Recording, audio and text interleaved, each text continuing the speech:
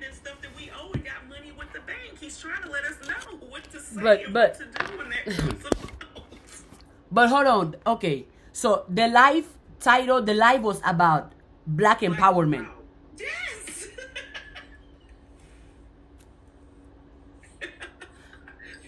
The girl's like, oh, it's the, she started talking about, it's the YT money and that's their banks. F them, F that, this, that, and the other. And I'm like, oh my God, I got out.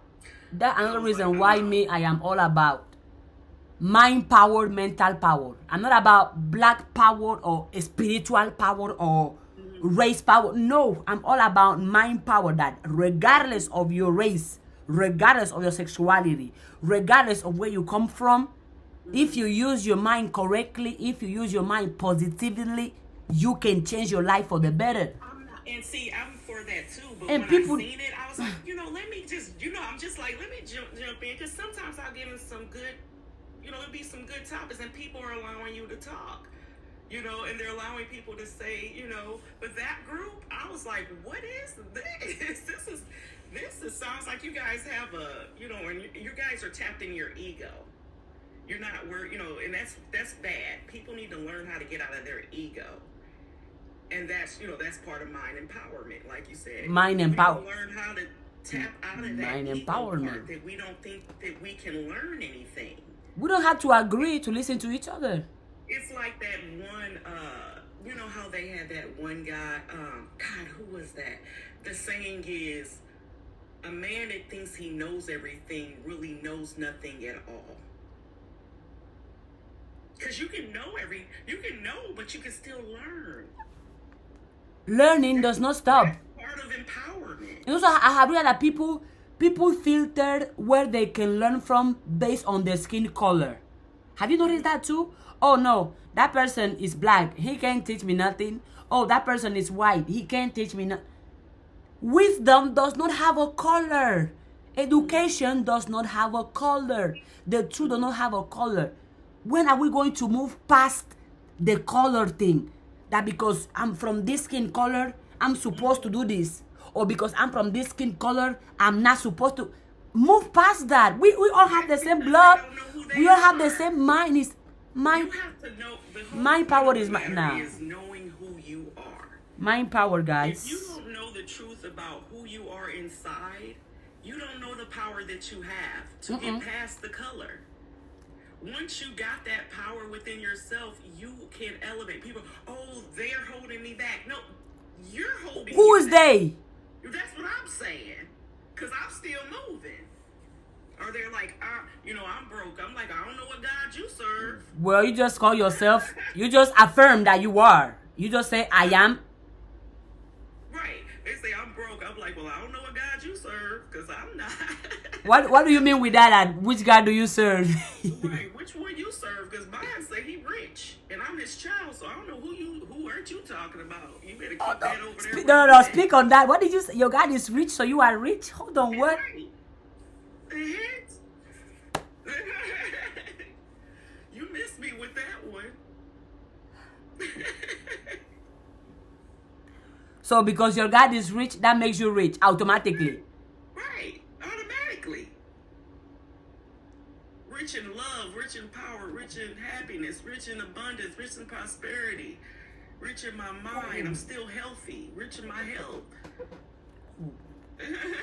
That's the whole point of, you gotta love yourself. You gotta stop listening to what these people. Yeah, we can talk about programming and how it was done, but you have to get it in your mind to deprogram yourself. You know what? If you know that you were programmed, then unprogram yourself. The funny thing is, people know which program other people have done to them, but which program are you doing to yourself? Right. When are you going to deactivate the program? Oh well. And get with your own program. Religious program me to do this and this and this. Okay, okay, we got it. Religion program you to believe. Okay, what are you programming yourself to? Right. Like no, we know the truth. Now what we gonna do with the truth? They have programmed you. Hey, guess what? Unprogram yourself and reprogram yourself into what you want. And I tell people that because I'm a cybersecurity IT recruiter. And I help people do their resumes and help them and I have people that call me just randomly. I know people that, to get them where I work at, because I work for a global company, but I'm also trying to, do mock interviews with people on my side time for free and help them with their resumes for free to upgrade it so that they'll meet that criteria. So when they send their resumes through their website, it'll pick up those keywords to help them get into the interviewing process. And then when they get the interview, I try to help them get like the mock interview taken care of and all of that. And I'm trying to let them know, one of the things you want to let them know on that call is, especially when you're trying to use some of your skills to be transferable into a position that you haven't been in. So say you were in real estate, but you want to get into cybersecurity.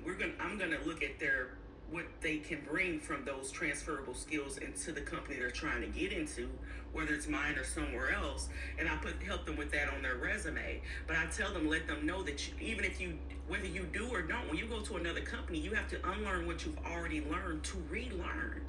And when people tell me, and I think on your live, I meant to get on, but I was at a park and it wouldn't allow me. You was trying to add me, but it wouldn't allow me. But I believe like one of the questions was, somebody said that they don't, how do you be disciplined? I'm like, you're disciplined to get your ass up every damn day. You're disciplined to get your ass up and get into the shower. I hope you go to work every day. You're disciplined to go get that check. You ain't disciplined to change your life, your verbiage, your you know what I'm saying, how you think. You're not interested in that. You're disciplined for everybody else, but you're not disciplined for yourself. You're not disciplined for your health. You're not disciplined for your, to learn how to invest. You have to be disciplined in what you're and trying there is to people do. that go 100, that go 100 on the 9 to 5, but don't go 100 on their dreams and goals. Right. Thank you. If your boss tell you be there at 6 a.m., you're gonna be there at 5:30, 5:55. You there.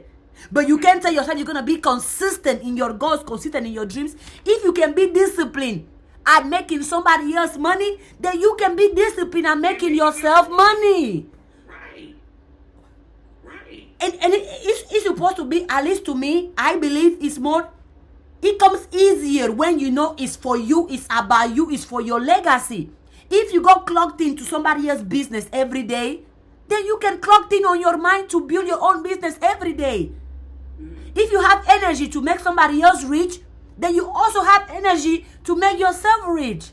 And nowadays you gotta make sure that you're going in. So where we are now with the economy, for those that don't believe that they have money, or they're saying that that's even more reason why you need to make sure you put at least 2 to 3 hours a day aside from your job for you. Make sure you're taking your lunch. Take those breaks and stuff. You're getting paid. And if you're not getting paid, get the hell off the clock. Put those hours back into yourself. Okay? Then learn, look and see what is hiring. What kind of part-time gig you can get.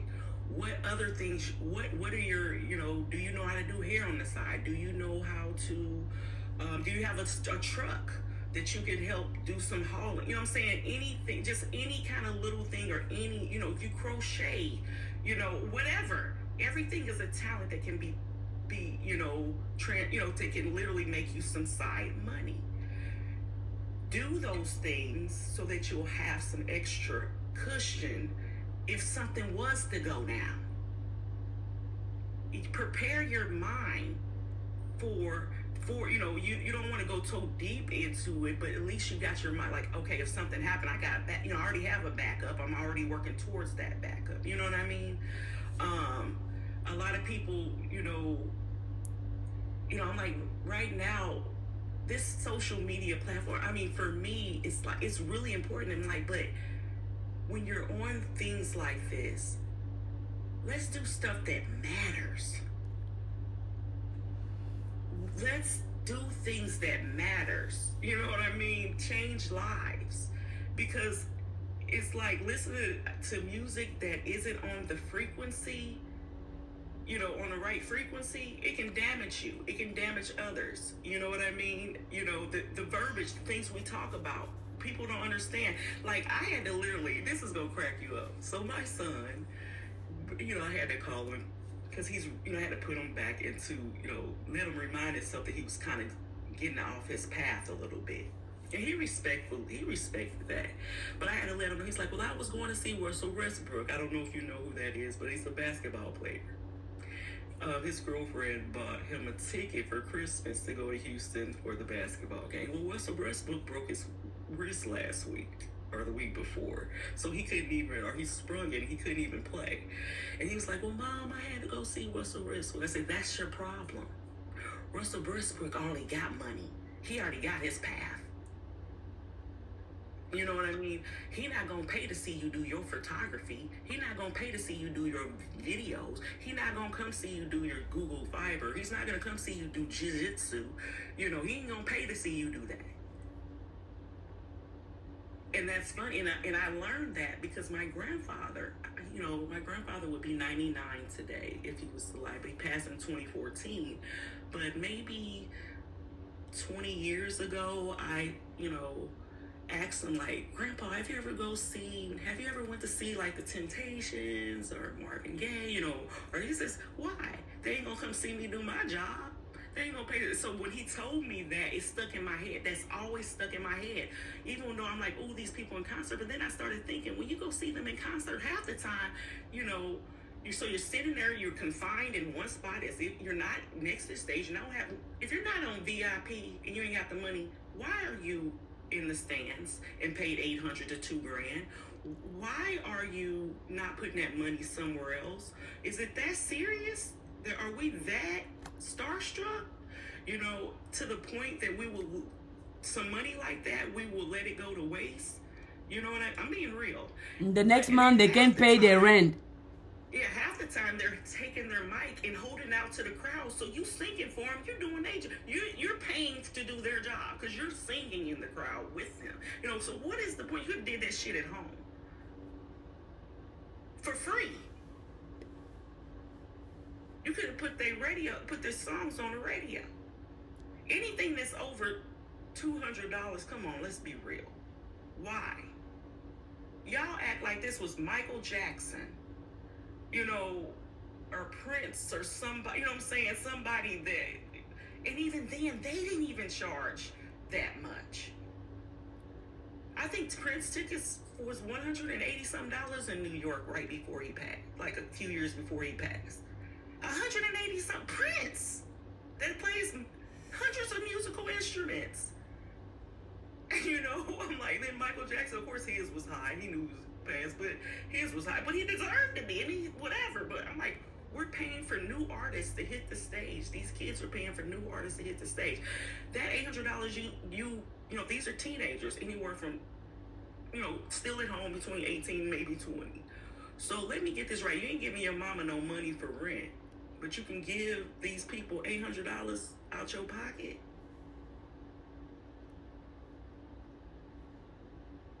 Like, we need to set them up to succeed. That $800 could have went in a checking account, in a CD or IRA. You know what I'm saying? Let's be real. We need to get them back focused. That's the thing. We need to get kids back focused. At 14, you should be talking to your kids about credit.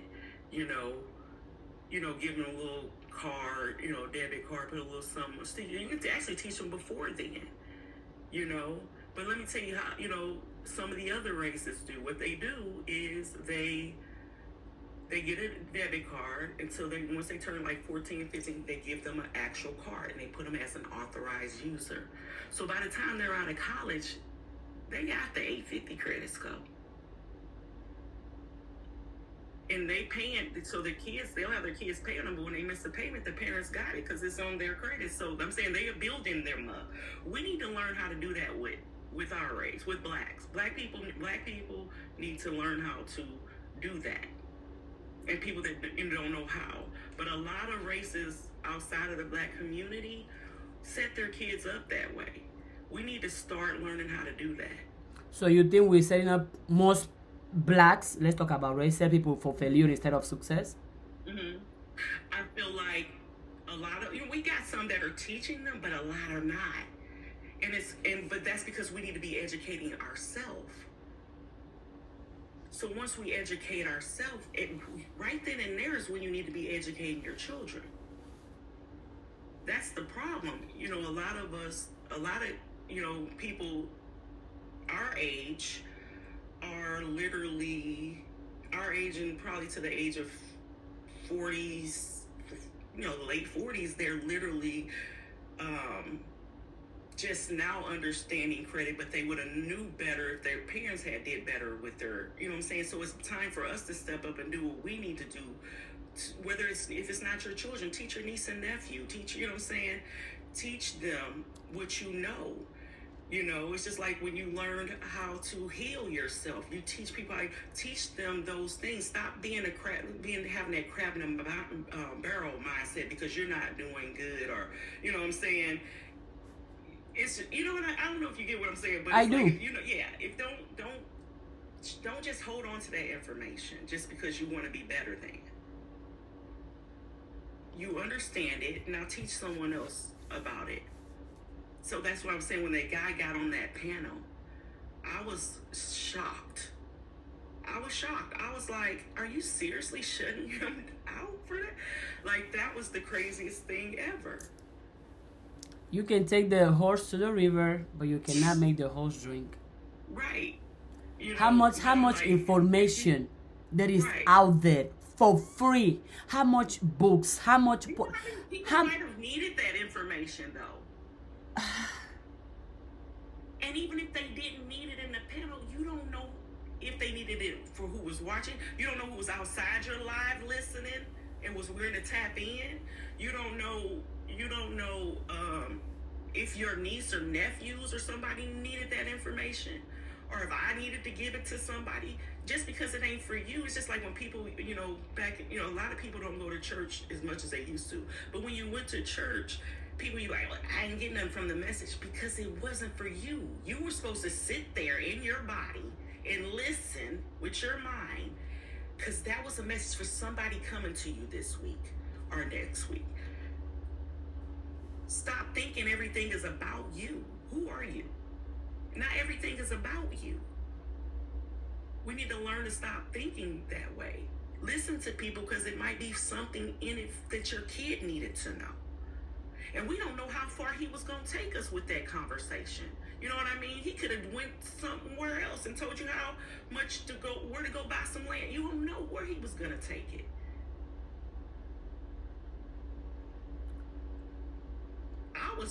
Literally, a lot of people don't know this.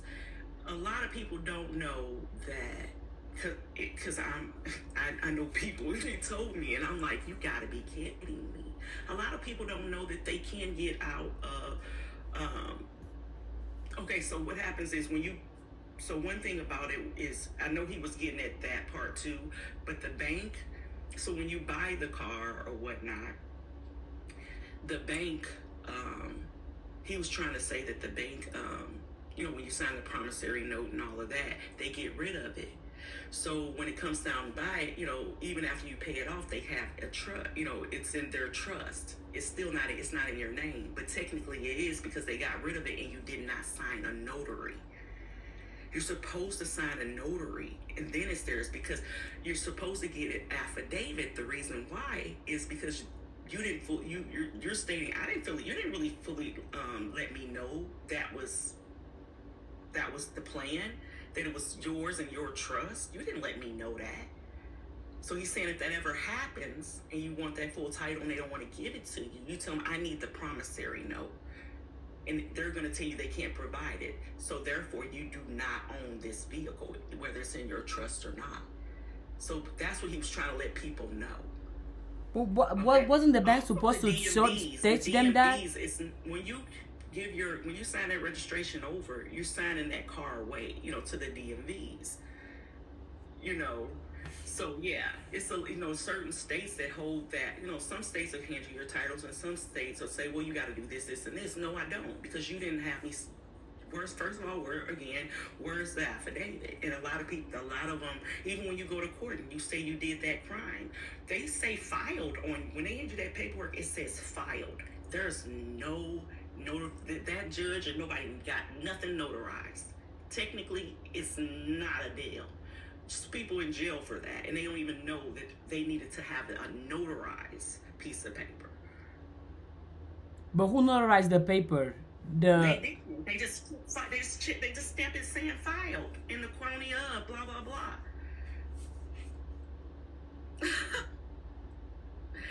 They don't know, girl. It's a whole lot. It's a whole lot that I've learned, and I'm like, you gotta be kidding me.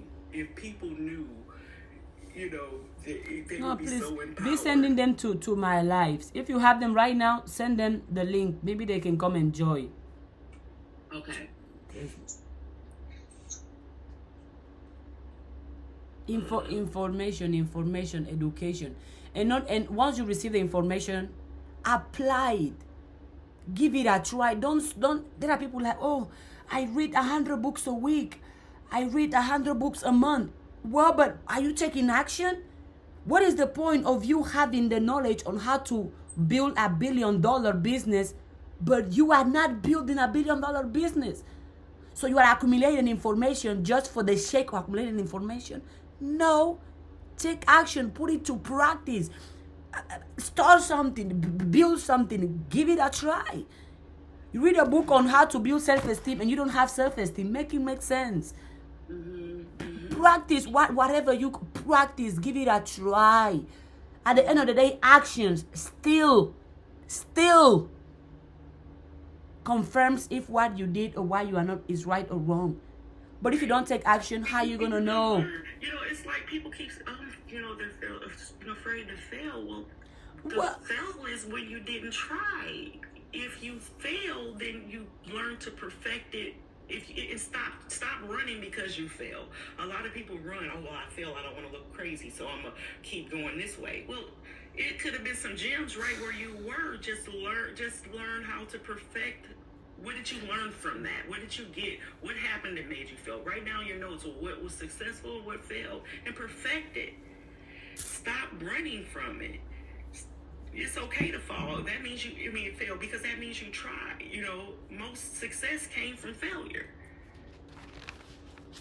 No, I think people are much scared of failing than succeeding. You failed a course. You still got to take that course over, right? Yeah. So, yeah. But I learned. You know what I'm saying? I got it now. If you really want something, you'll get it. It just depends on how much you want it. I think most people are so much scared of failing than succeeding. They fear the failure more than they fear not succeeding. And that's that programming, and it's programmed in people right from child. You know, as a child, some of them. You know, a lot of us, all races, their parent didn't succeed somewhere, and they told them what they wanted. You know, they tried to tell their kid that they want them to do something else. You know, they might have been successful in math, but the kid was more successful in language. You know what I'm saying? Or the kid says, hey, you know, I want to be a doctor. You can't be no doctor. Why? The only person that's going to tell you can't be a doctor is somebody that ain't a doctor. You know what I'm saying? Because a doctor not going to tell you can't be a doctor. You know what I mean? Only somebody that isn't successful and don't have a life, to me, will tell you that you can't do something. It's bigger. So, most of the time they've been telling them they're stupid, they're dumb, get your ugly. You know what I'm saying? It's always something to make them feel unsafe. So it starts at home, because if you can build their confidence at home, then you can really, you know, their confidence. That's a lasting thing. Because my parents. If you don't get it at home, get it to you. Well, yes, you're right. Some of us don't receive it at home, but still, even if we don't get it at home, you can give it to yourself. I mean, I made a video a couple days ago saying that, do you know your family? Like, do you really know where you come from? And I was asking that to make people be aware that you have to know the behaviors, the mindset, the partners your family has followed to be where they are. Or if you want to end up where your family has ended up, then great, do exactly what they did.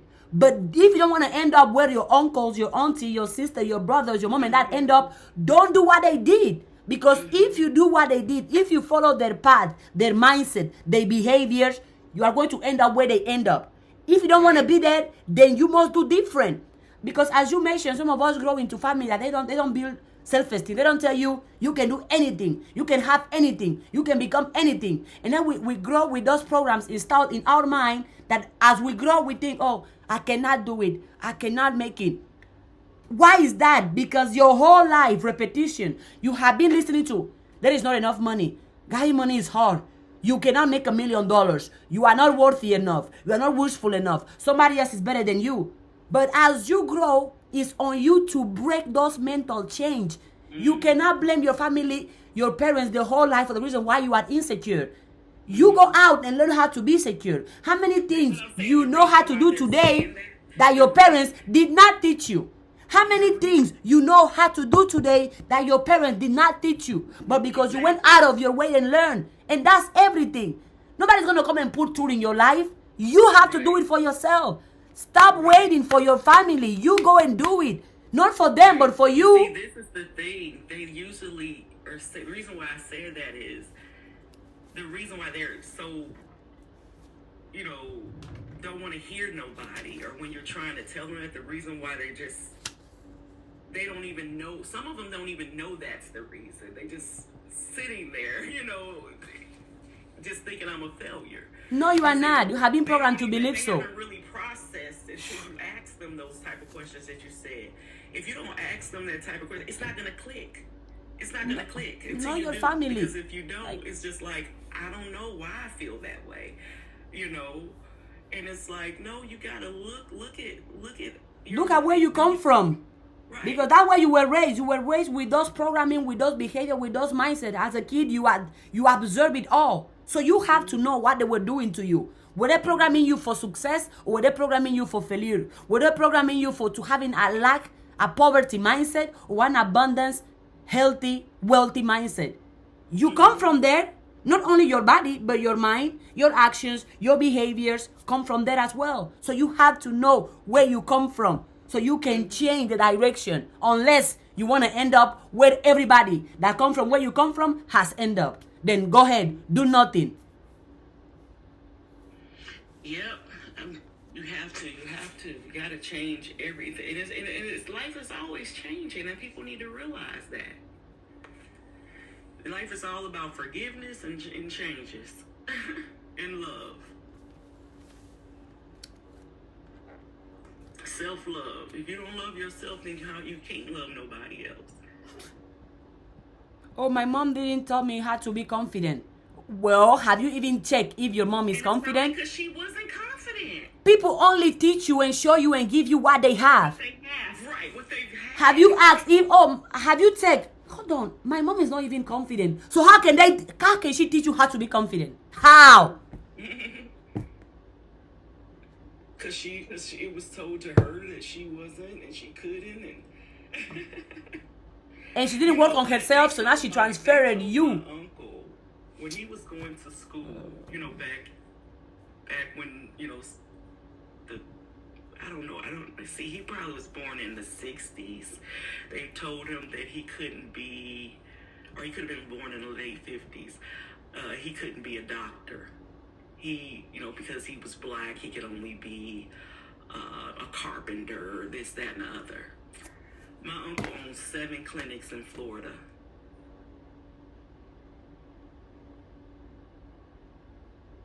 And he was able to go back to the school to talk to the lady that told him, the teacher that told him that. When they had the class reunion, yeah. They told my dad the same thing, and he owned his own businesses and property.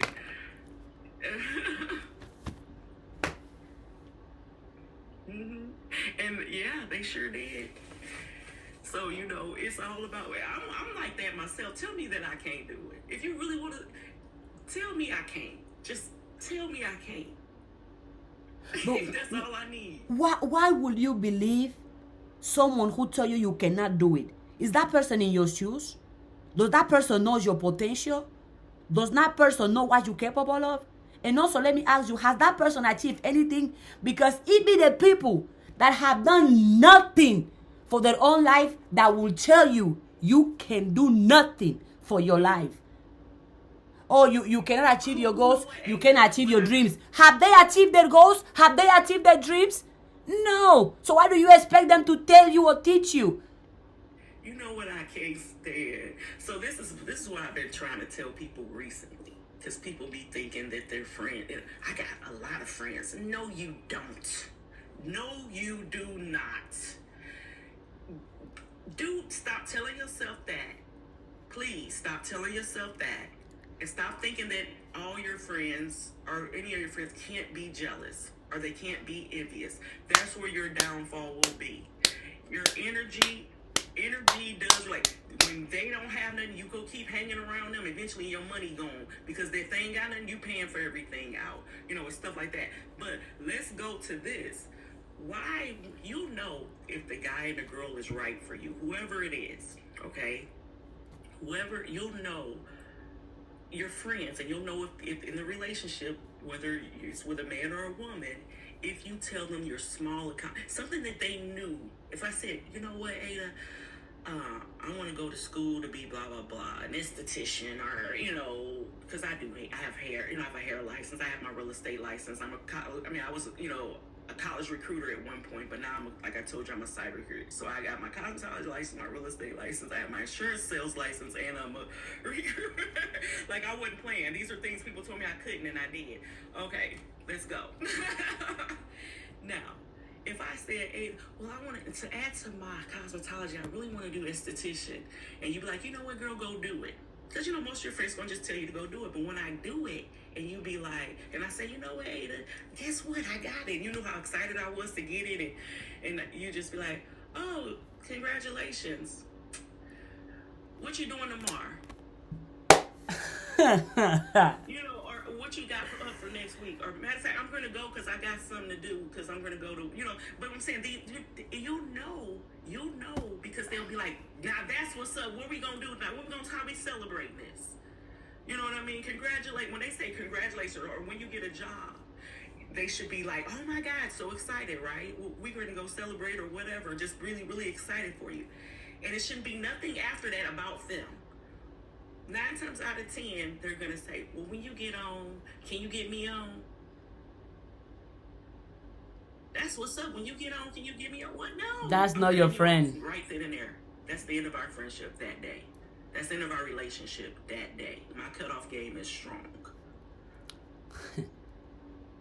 Because you're supposed to be supportive. You're supposed to be my cheerleader. And likewise, I'm supposed to be doing the same thing. And I feel like I go hard from my friends. Like, if you told me, as soon as you told me you got your degree, because I know it's coming, once you get that degree in your hand, if you was in town, I'd be like, hey, come, what's up, dude? Where are we going? Go out of town, where we going? We gotta celebrate. At least, well, to me, my friend here, we're different, right? But she accomplished something that she was trying to do for a whole month. And then she was like, well, it's not that big. I was like, no, girl, it's big. You want to go get some shakes? Because we don't drink alcohol. Right. You want to go get some shakes? You want to go ice cream? What's your favorite meal? I'm cooking for you. Even if it's small or big, a win is a win. And I'm going to celebrate you like that is not tomorrow. Because when I see you winning, I'm inspired to win even more. Right. They should be like, that's how it's supposed to be. No, they be like, oh, congrats. Next. Look at your small accomplishments about being small, because if you don't celebrate your small, you're not going to even celebrate your big. And I know that for a fact, because I was one of those people, and it took my grandfather before he passed to say, look, Cena, I would call him like, Grandpa, guess what? I got this. I got this many awards. This is what they gave me. Most valuable player, most team. I was the #1 sales rep across the whole southern region. Go on. Like, what? $20,000. He said, Cena, what good is it if it's, he was my biggest cheerleader. But this last time, he was like, you know what is this? He says, what good is it if you don't have nobody to share it with? I said, I'm sharing it with your grandpa. But I knew it, so I'm like, oh my God. He's like, you need, I was more associated with my goals than to be in a relationship. I was just focused, but I was like, go. As soon as that wheel was turning. I'm like, okay, I got that goal. You told me that I got the goal that day. That night I was on another goal. It wasn't no celebrating. It was like, get it, get it, get it, get it, get it. So finally I had a nervous breakdown because somebody said, have you really sat down? So my friend called me. She says, have you ever acknowledged how far you've came in such little time? Do you know you're further than a lot? You know, and she says, have you ever? And I sat down and it started playing through my head, and it was playing rapidly. So I had a anxiety attack because I realized I did it. And then then at that point I was like, okay, I started celebrating small and big. Like, you know, she was like, it don't mean you have to do. She's like, hey, when I get this, celebrate yourself, celebrate your friends. If I get this, I'll go get a shake. I don't know, get a candy. Celebrate yourself. Celebrate your no matter how small, even if you are not succeeding, celebrate the fact that you are breathing. Mm-hmm. And your friends can celebrate you. They'll be like, oh, that was good. I just think it was when they. What do you mean that was good? I think it was because when people say you can't, it was just like, once I proved them wrong, it was like, I'm on. It's on. I'm going to just keep this up. I'm on the ball. And then I realized, like, what am I doing with the competition? What am I doing with the money? You know, I'm not, if I work so much, I ain't going to be able to use it.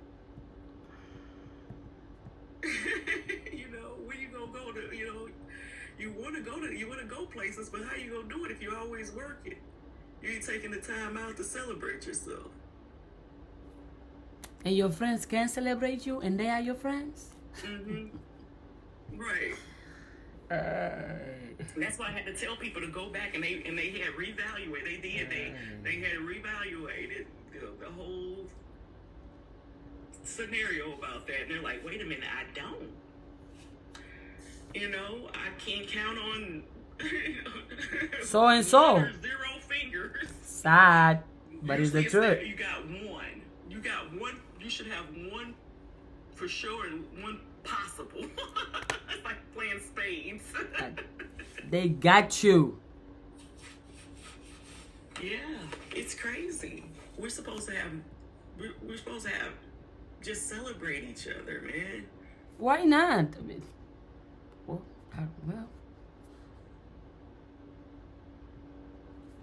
And there are people that want some people that want to justify the negative behaviors of their friends just because they are their friends. Don't justify it. You know it's wrong.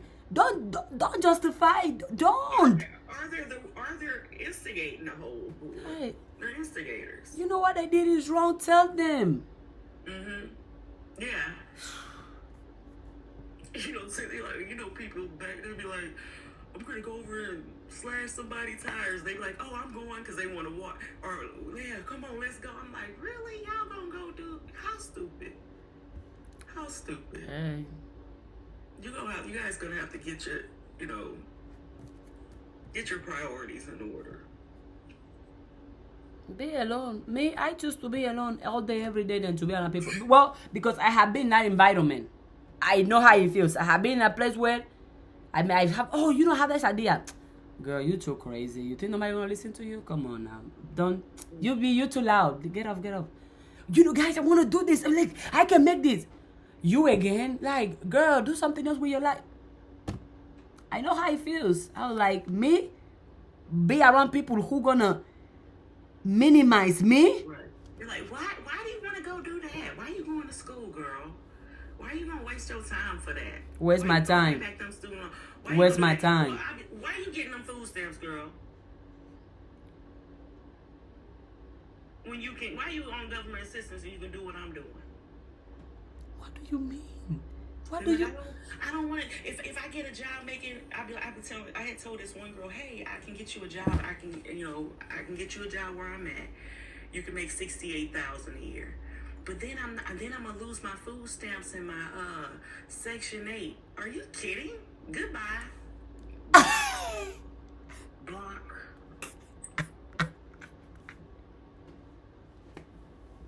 Block. Are you serious? You can get 300 or 400 food stamps?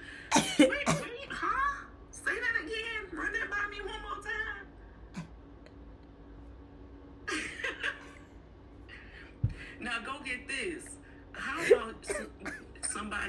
had a nice little, you know how owners have like condos or duplexes that are side by side. Well, she had a nice little duplex. She stayed in one side. It was a nice 2-bedroom in a nice area, parked nearby. This in Cali. I live in Texas now, but it's in Cali. She was going to get evicted. Guess how much her rent was? And I'm telling you, this is a nice duplex. Like, it ain't no any kind of duplex. You would have stayed there if you was there. Listen, her rent, her portion was $50 a month.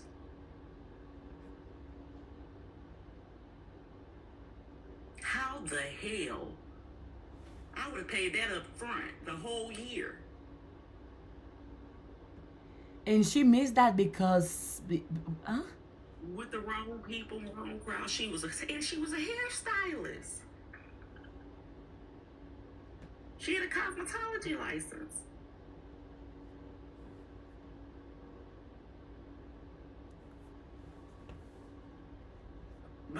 She had a boyfriend she was trying to impress. She didn't feel that confident and beautiful.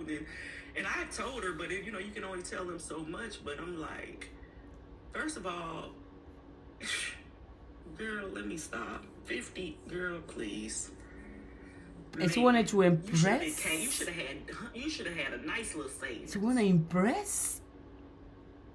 Hmm? She wanted to impress? I don't like buy him big gifts and expensive gifts and go back and forth from the Bay Area to Sacramento, because we were in Sacramento. She would go back and forth to see him and pick him up. First of all, he ain't driving his own car. Second of all, he can't give you the $50 to pay your rent and you screwing him.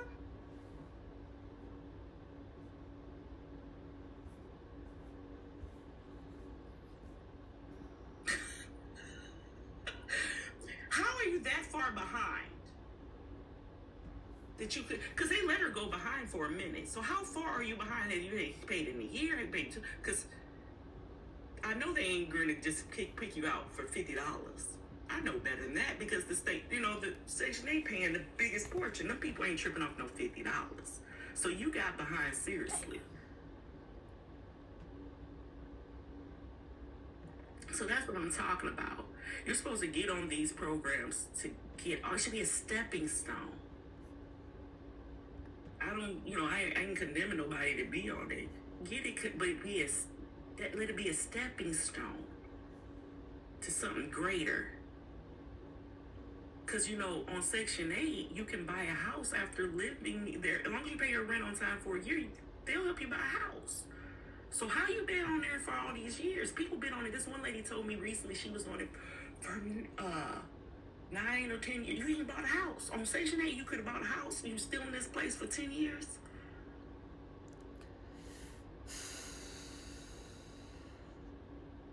I'm like, we got to get past this. We got to get past this poverty mindset. But there is no virtue in poverty.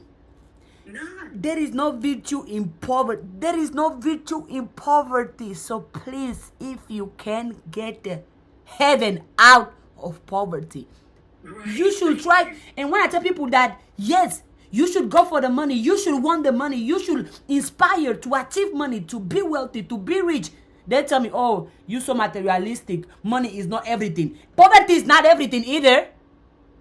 They like, money ain't everything. It's the root to all evil. Okay, well then you go to church every day and give them your tithes, but your ass Broke, poor. They got a house, car, their kids got cars, they travel in the world, but yet they told you. And I tell them too. They don't want to tell your butt that money is the root, but yet they taking it. They taking it every Sunday. Hey, contribution for, but somebody said that there are pastors in Africa that have private jets and mansion. I tell them, as they should. That should tell you that they love money and that they are doing something to get that money. Mm-hmm. Because to me, it makes no sense for a pastor to be rich while the congregation stays poor. It's because that pastor is becoming rich thanks to them people having a poverty mindset. How many building funds y'all done contributed to? And the church ain't built yet? Or they'll be like, even if it's your last $100, God gonna provide your electricity. Well, he gonna give you the $100 then. If he gonna give me my electricity, is he not gonna give you your $100? I'm confused. And somebody was like, no, the church is responsible of the congregation. I tell them, no, the church is responsible of nobody. You are responsible of yourself. But if you sit around and wait on the church, you're gonna wait forever. Get out, use your own mind, and you go get your money, because money is good, because money is great. If money was so bad and so evil, why does your pastors have it? They don't dress pole. And they ain't got no hoopty as a car either. And they house damn sure ain't a cottage.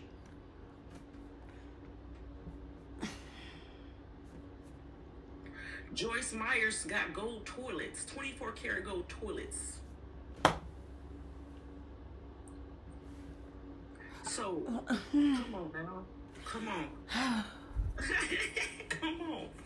You know, and I ain't saying now, and it ain't saying the people in the church. I'm saying who you give your money to, because the people in the church are good people. People, you know, there's a I forgot. I think it was Kurt Warner in St. Louis, Missouri. He builds houses for the poor. You know, he's always giving back. If they're doing positive and good things for themselves and others, he shows up. Not only does he do it, he shows up at the property to hand you the keys. He's a football player. He shows. See, that's he was. I don't know. By example, he's teaching you that, hey, I did it. You can do it too. Mm-hmm. But oh no, you know, if I have so much money, God is not gonna love me. Oh, you know, if I have material positions, I'm not going to go to heaven.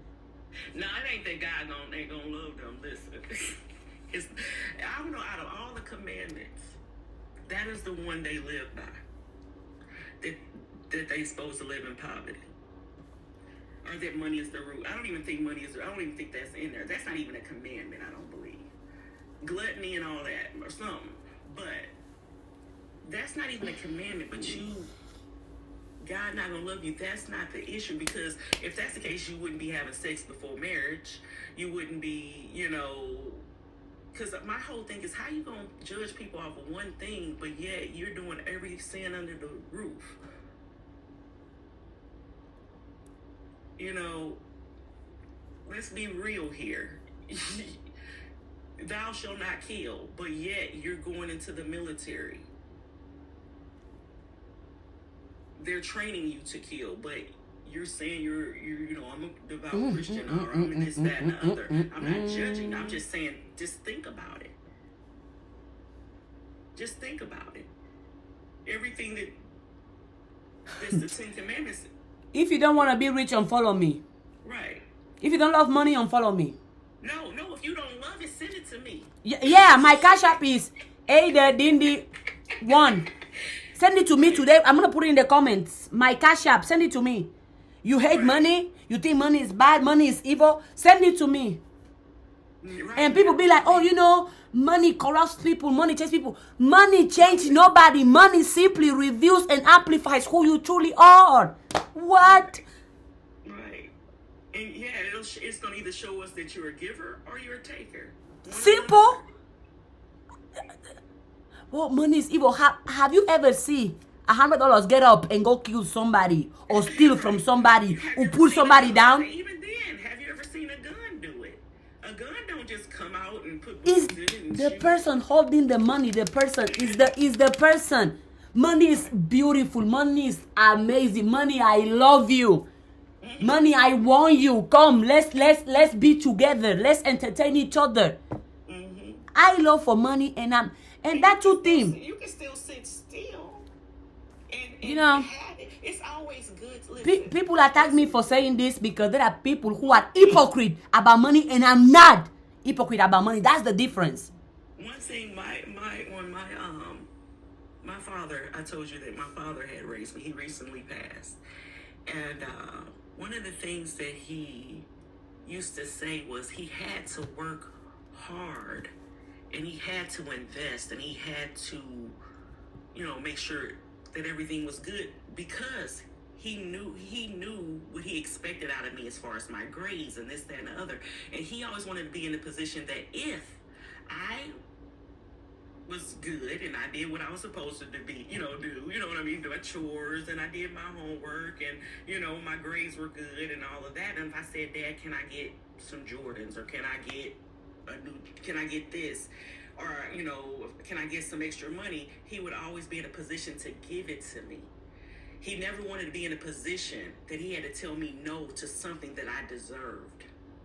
He would rather I had been the one, you know what I'm saying? He didn't give it to me because, you know what I mean? He wouldn't be the person that if he didn't give it to me because I showed my butt, you know what I mean? It was more so, I cannot be in a position that my children want something and I can't provide it, and they deserve it. And that's always been, and I'm telling you, those little gems helped me, made me be the same way. I want to be in a position, like when, my son had to take a pay cut recently. Luckily, I'm in a position that when he had to take it, because he had to take a pay cut because he got laid off. No, not luckily. You have worked for it. No, nothing about luck right there. You have worked for it. You have earned it. Oh. Yeah, I know that, but I'm saying I was always wanted to be in a position to help. And you did it, and here you are. Congrats. Right. Yep. So that's why I'm like, I don't understand. You always want to be in a position that you have enough, because it's always told you to have 3 times your rent if something goes down, right? Yes. In your bank account, you're supposed to have 3 times your rent, or your savings. You should have 3 times your rent in there. If you don't have it, then we need to reevaluate what your expenses have been. Are you overspending? And we all have to go back to the drawing board here and there. But go back to the drawing board and say, okay, is it too much Starbucks? Is it too much, what is it that I can take and can get rid of, and I can use that money that I'm using daily and put it into my savings? Instead of going to get Starbucks every day, let me put this $10 that I would spend in Starbucks, or 5 to 10 in my savings. You know what I'm saying? To just rethink, and let me go back to my cell phone bill, Verizon, and say, hey, let me contact them and say, hey, you know what, is there any deals you got going on, or since I've been a customer, is there any way we can make a deal on my bill? They will, but you ain't asked. And then that extra money. You have not because you ask not. The Bible says it too. You have not because you ask not. The Bible says it too. Right. But I'm just saying, it's things that we can do, because we could possibly have it if we cut out some things. So if we don't have it, let's work on making sure, okay, that 3 months of rent and utilities is saved up. Mm-hmm.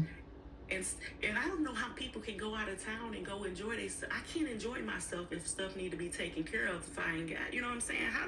You know what I'm saying? I don't get it. How do people go out of town knowing when they will go to concerts, and the next month they can afford the rent? Right. Ooh. You come home and you use that money, but yet, what? I don't get it.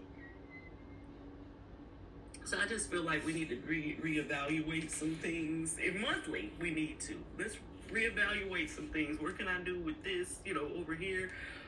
Did I learn anything recently that I can turn into a trade? Or another stream of income? Because we should be having multiple streams of income. No. Oh, if I'm rich, money is bad. Oh, money is evil. Oh my God. Not if. Oh, that's a cuss word. If it's a cuss word. Maybe it's a cuss word. Hope is a cuss word. Wish is a curse word. Broke is a cuss word. Poverty is a cuss word. Poverty. Poverty is a cuss word. Poverty is a cuss word. Poverty is a cuss word. It's a cuss word. Like anything that has to do with doubt. That there's a possibility, No, I have it. I multiply it. I enjoy it. I receive it. I entertain it. I attract it. I manifest it. I claim it. I have it. It's mine. I am. Oh, maybe. If. I hope. Do you hope to breathe? No, you simply breathe. Same as me. I don't hope to attract money. I know I'm receiving and attracting money in abundance. Why? Because yes, I am. God didn't make me to be poor, or to be begging, or to be weak, or to be lazy. God made me to be rich, abundant, strong, beautiful, wise, confident, successful, and prosperous. So on and so forth. Only good, only multiply, only great, only loving, only positive. I agree, Rose. That is, it's crazy. We got, man, I be like, wow, we have got to do better. We do. And I'm like you, like, I haven't activated, I need to go live, but I haven't got a chance to, but, you know, I'll actively, oh, let me tell you what my son did. He took his own money. I was in tears. I went into his room, and he had book bags. Everybody was like, Mom, did my package come? Did my package come? Did my package? I'm like, what is this? And this package that this boy got? 100 book bags. Went to Dollar Tree, filled them up with toiletries.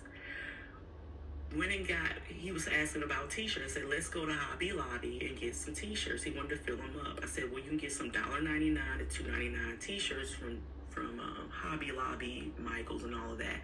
Why did he fill those up, put water bottles and chips in there, underclothes and socks, and took them down to the homeless shelter and passed them out? I was in tears. What kid does that and uses his own money?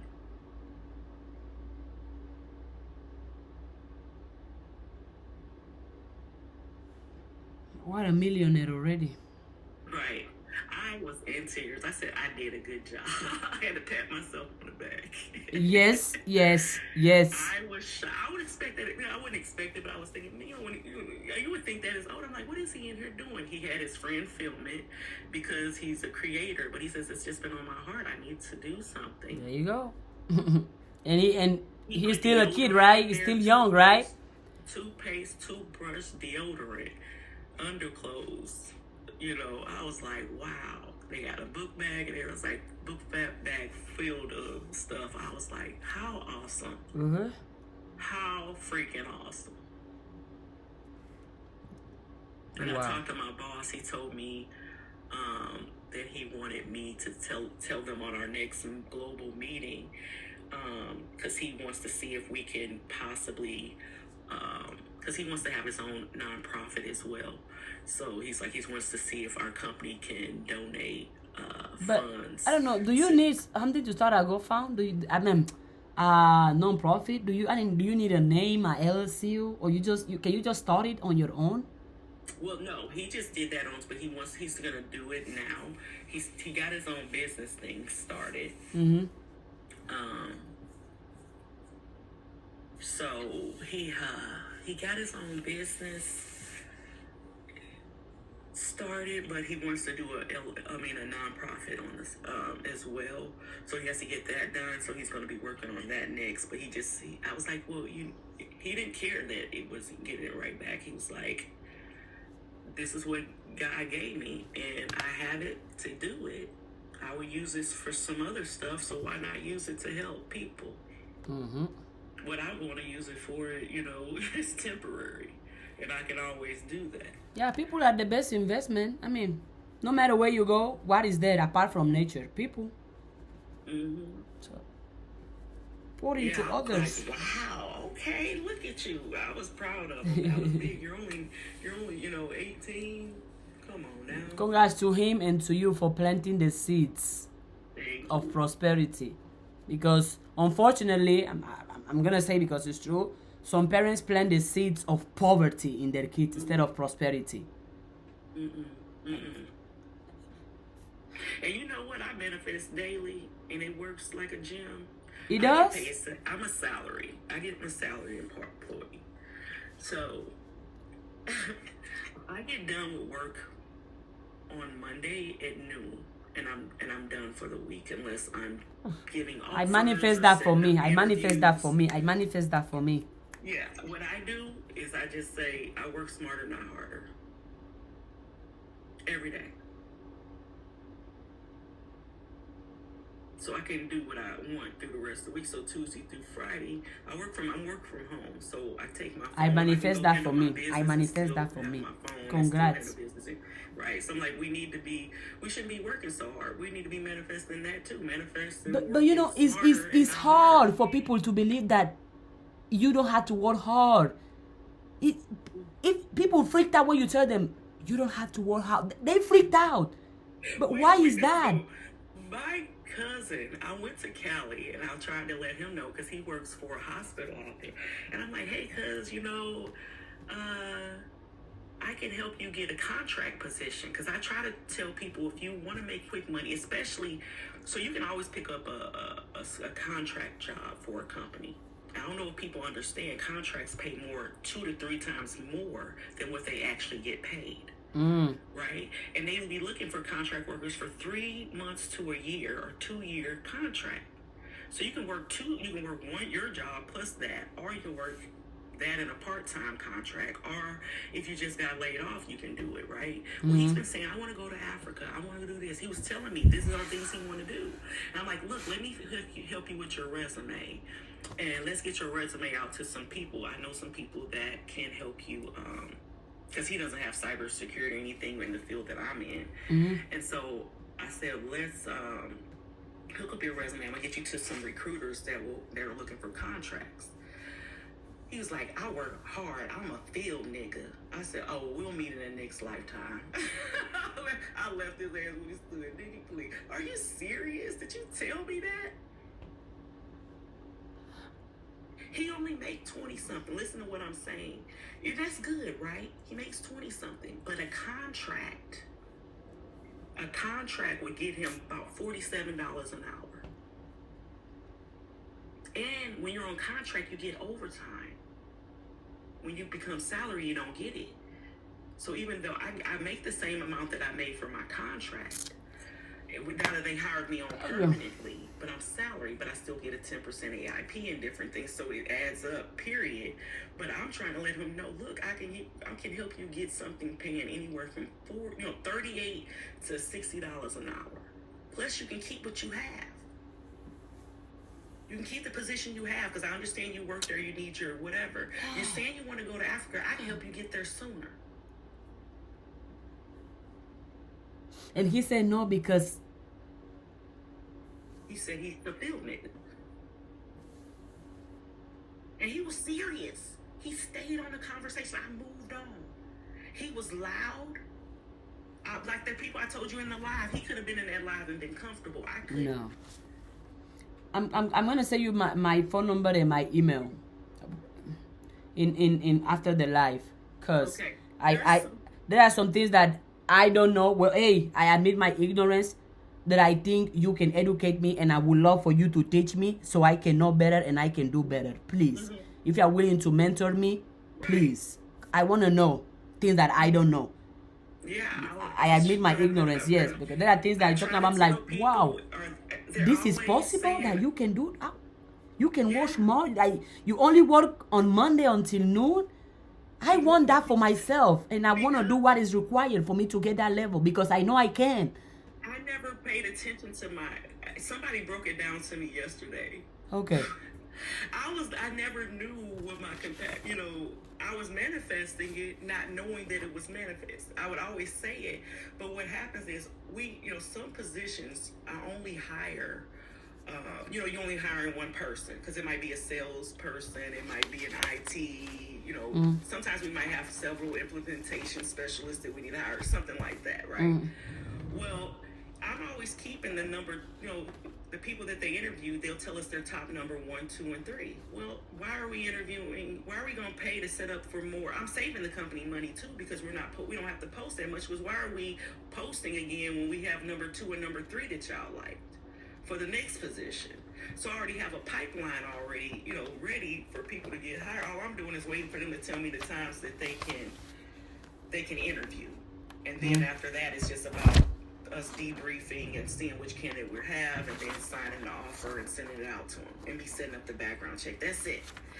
But I'm free until afternoon. I'm free until they might say, "Hey, could you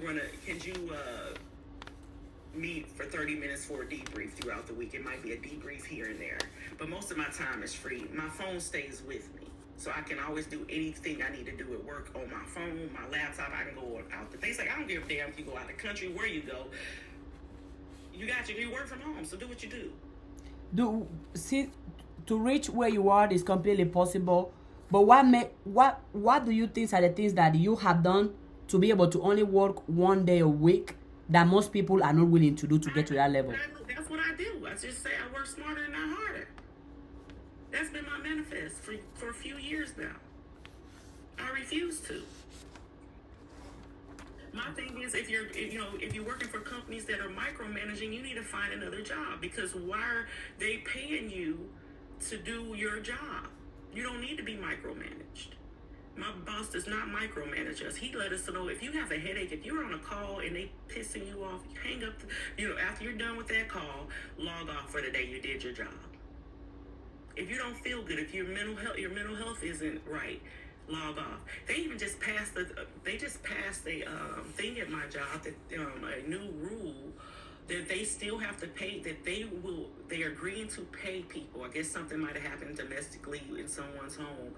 But if your child, even if they don't live in your home, or yourself has been a part of domestic violence, you can take off work and they will pay you still. Your hourly or your salary pay. Wow. Because we need to make sure that our children and ourselves are safe. I said, now that we have a mental health day that we take off once a year. I mean, they're awesome. They're awesome. So I work for, that was part of my manifestation. I work smarter, not harder. That this company would hire me when I was doing a contract. I work for a company that is reputable, that is global, that my boss believes in me. I'm not micromanaged. A company that I can work smarter, not harder, and I get paid well. And it came to pass. Are you all taking notes on the affirmation she just did? The place that I'm in right now, I manifested this. And this is the true, let me tell y'all the true art of manifesting. Listen, I literally was in the car. I do DoorDash and things on the side, here and there. When I want to do stuff and don't want to use my money, I'll go do it. You know what I mean? Yeah. Like, you want to go to dinner, you just go do a few DoorDash and you got to use your money, Why not? So I passed these apartments up and I wanted to move from my old place.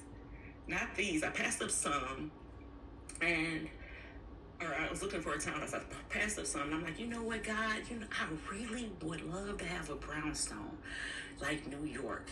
And I heard the Holy Spirit, or I don't know. I heard some say, listen, look it up. I'm like, in Texas? I looked it up. It was 10, 15 minutes away. Brand spanking. Yep. Brand spanking. I was floored. Wait a minute, my phone. Brand spanking.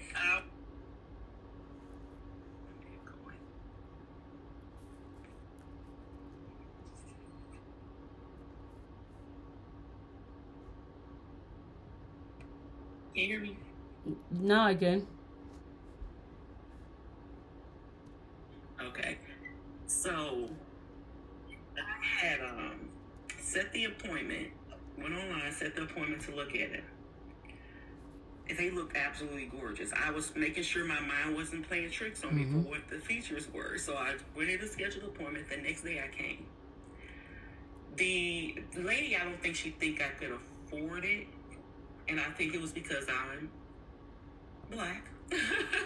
To be honest, she tells me, okay, you're gonna have to go drive around the corner because these are apartments, but the brownstones are on the other side.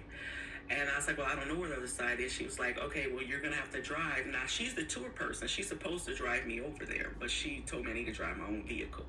I'm like, okay, whatever. I get over there. She pulls up behind me, and then she says, I have people that I need to tour. Mind you, I had set up a tour, so why are you not touring me? She put me into the place, and she says, lock up behind you, and I'll send you the application through their email later. but I have to get over to, I have another tour after you. You never toured me, right? But anyway, I love the place. I'm like, oh my God, this is 4 stories, 3,000 square feet, and has an elevator inside of my brownstone.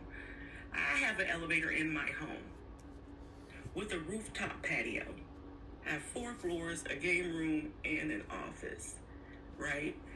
I heard something say, I don't take screenshots. I heard something say, take a screenshot because that ain't the right price. I got it for the same price that I had my older place. What? Everybody else is paying $4,400. I'm paying $2,000. Let's go. They was trying to fight me over it. I said, you can't, because I'll contact the Civil Rights for Housing and I'll contact the Federal Trade Commission and let them know that you're doing false advertisement. She said, well, we made a mistake. I said, that's a personal problem. Yes. Straight up. And I had been reason that I was manifesting that. Not only would I manifest the brownstone at the last minute, but for the last couple of months, I was like, I want to live in a beautiful home, a beautiful, affordable home, in a beautiful, established community with a park nearby. If you look out off to the side, there's a park down that you take a trail down. It's like walking down, I don't know, it's like walking downstairs or something, but it's walking underneath like a little bridge, and there's a creek. And there's, a lake, and then there's a walking trail and a park right there. Across the street is like live shopping. I mean, it's like a real nice community, like of shopping and this, that, and the other. And it was all just because I said, this is what this is what I have. I didn't say can I was like, God, I have. Affirm. I have this. Yep. I live in a beautiful home, affordable home, in a beautiful community. As you should. You deserve it. Affordable. While everybody else around me in the same place is paying $4,400. They would be probably heated if they knew that they made a mistake like that. Yep. They'll be like, what is this lady? Not me. And the reason they're probably mad is because the state of Texas is 10% every year. They can charge up to 10% every time you renew. Well, they can only charge me $200, but everybody else got to get charged $440. Every time you renew your contract, or every year or every 2 years? It's up to them, but the most they can go up to is 10. So, it would barely touch me, where everybody else is getting, they have to pay $440 more. So they'll be almost at $5,000 while I'm at $2,200. So you can't tell me the art of manifestation. Like it's in the power of your tongue. Yeah. Wow. The same amount of what you put in, that frustration, that anger, that rage that you put out to the universe, or to cuss somebody out, or to disrespect someone, delete that immediately and turn it into something positive. Yep. Don't even let it come out your mouth. Take a deep breath and be like, I'm at peace. It's like people don't, like, how do you do that? You manifest cussing somebody out. You manifest, you manifest negative. You can say, you can manifest positive. It's up to you.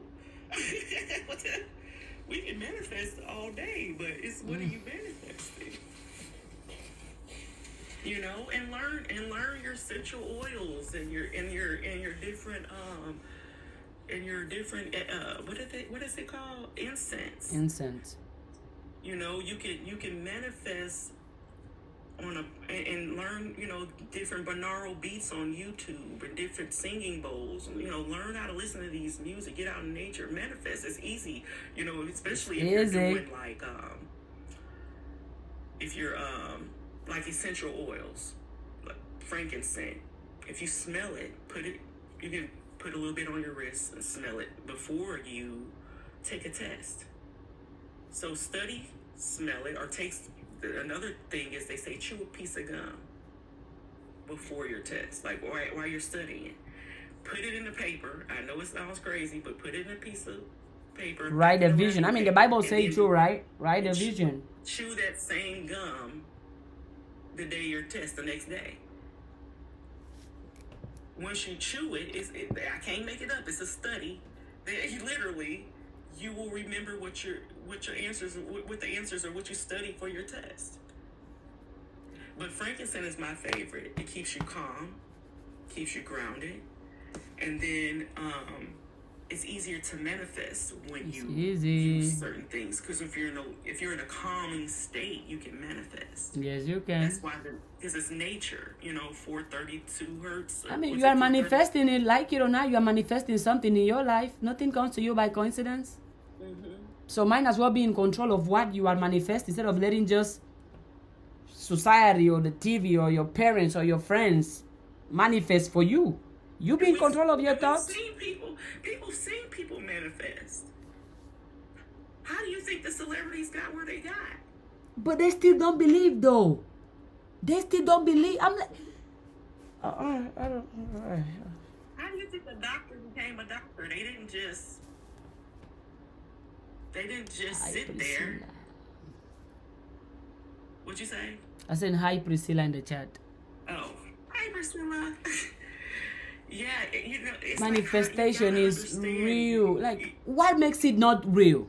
What makes it not real? I don't know. For me, it's all real. Can somebody come in the chat and tell us, like, why do you think manifestation is not real? Like, what?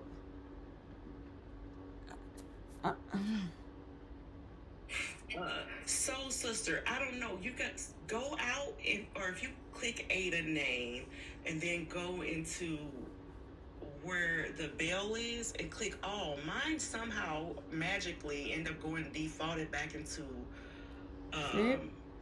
what was it? I forgot what did I say. It defaulted back to personalized. It was on all, but all of a sudden I wasn't getting it either. And then all of a sudden I looked and it showed me that I was under personalized, which I know for sure I had it for all.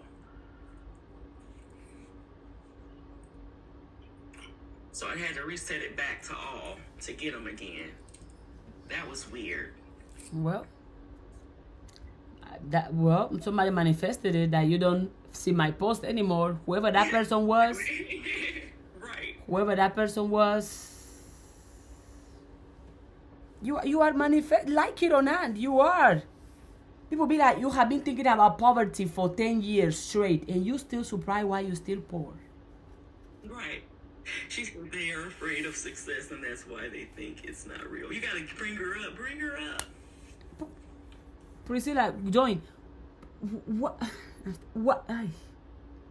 Can somebody come and explain what make manifestation not real, or why do you think it's not real? Why? Talk to us. Show us proofs. They hadn't tried, or they were on the wrong vibration. Can you guys hear me? Yes, girl. Welcome. Tried, but it didn't happen because they were low vibe.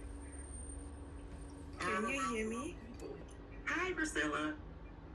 Hi, everyone. I was about to say that they're afraid of success and they're also afraid of their own power. Mm-hmm. And also, when you get whatever you want, right? Imagine you get everything you want. They're scared of, it takes, when you are in poverty, you have certain habits, right? Mm-hmm. You also hold on to a lot of pain. So some people like the pain. Some people can't imagine living without complaining. Stuck. You know what I mean? Yeah, being stuck and what is that word? They're content. No, most people are not content because, everyone likes good things. Everybody imagines himself somewhere. And as a human being, as long as you don't attain what you imagine in your mind, you will never be happy. But there are some people. There are some people that literally do that. They literally manifest right where they're at. I mean, they don't get what they're saying. I'm guessing they want to be right there. But here's the thing, right? Whether you live in hell or in heaven, it's all your responsibility. It's all the manifestation. Mm-hmm. You're responsible for it. Yep. and it's all a state of mind. Yep. And also, I truly believe that no human being will ever be satisfied until they get what they really wanted. It's just some people are not real about it. You know what I mean? It's like when you're a kid, right? You dream of being a footballer or of singing or of dancing. Then you settle for something else. And you might do it because you think I'm being realistic, but deep down, you will always be grumpy. You will always be like slightly depressed because you didn't go for what the Lord or the higher power assigned you to do. And you will always have this type of depression.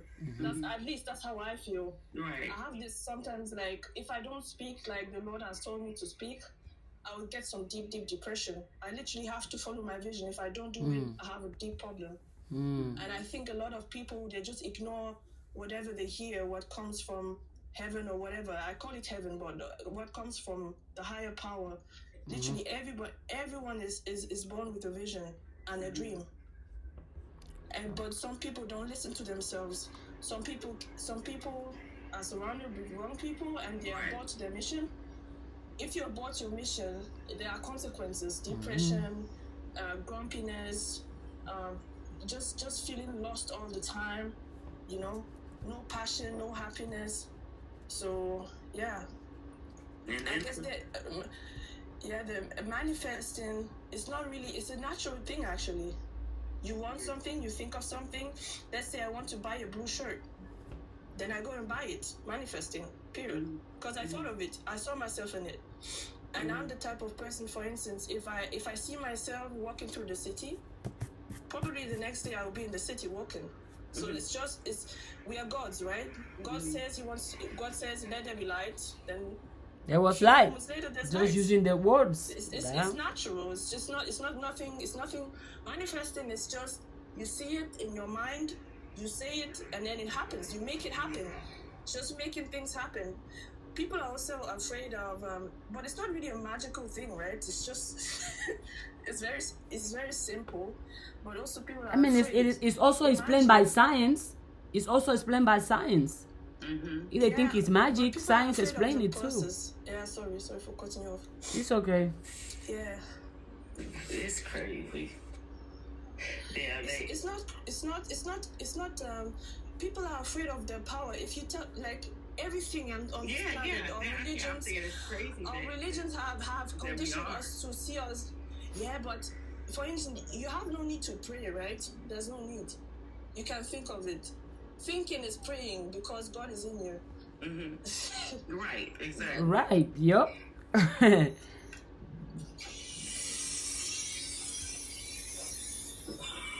But they don't want to believe that either. Nah, So what's the point? What's the point of not believing? Do you want to be depressed? Right. I mean, we all believe in something. Some people believe in poverty, other people believe in prosperity. You are what you believe. So. And it's only the one who believe that attain it. Yeah. You believe in poverty, you're gonna stay right there. You gotta love yourself. Period. When you actually love yourself and cut everybody off, it feels so different. Move people around, get them off of you so you can breathe, so you can think for yourself. When you move those people around, then you realize, you know, you can start with just not talking with nobody. Don't call nobody and see who calls you. Ooh. People are afraid of isolation. Right. And they're also... Go ahead. And they're also afraid who they will meet in isolation. Ooh, themselves. The more money you have, the more problems you have. Well, give me the money. I'll worry about the problems. Yes, give me the money. See, what you just said, that's I think a negative affirmation that has been around for years, that people have ended up believing that it's true. And not because it's true, but because it has been repeated multiple times. Right, but the problems come with the people around you that weren't there. It ain't even a problem. You need to tell them no. They didn't believe in you. They wasn't there when you was trying to get to it. They told you couldn't. So it shouldn't be the problem. The whole meaning behind that is the more problems you have is the people you're going to come up asking you for. Well, you need to learn how to say no. And you need to understand that they don't deserve it because they weren't there for you when you told them that you was about to go get it. They weren't there for you when you worked hard to get it. They weren't there when you were at the bottom. They don't deserve to be there when you hit the top. So yeah, what's the problem? Because it ain't monetary problem. And if it is, it's because you're giving it to the people that deserve it. Whoops. But have you ever heard about the saying like it's lonely at the top? I like It's it not there. for nothing.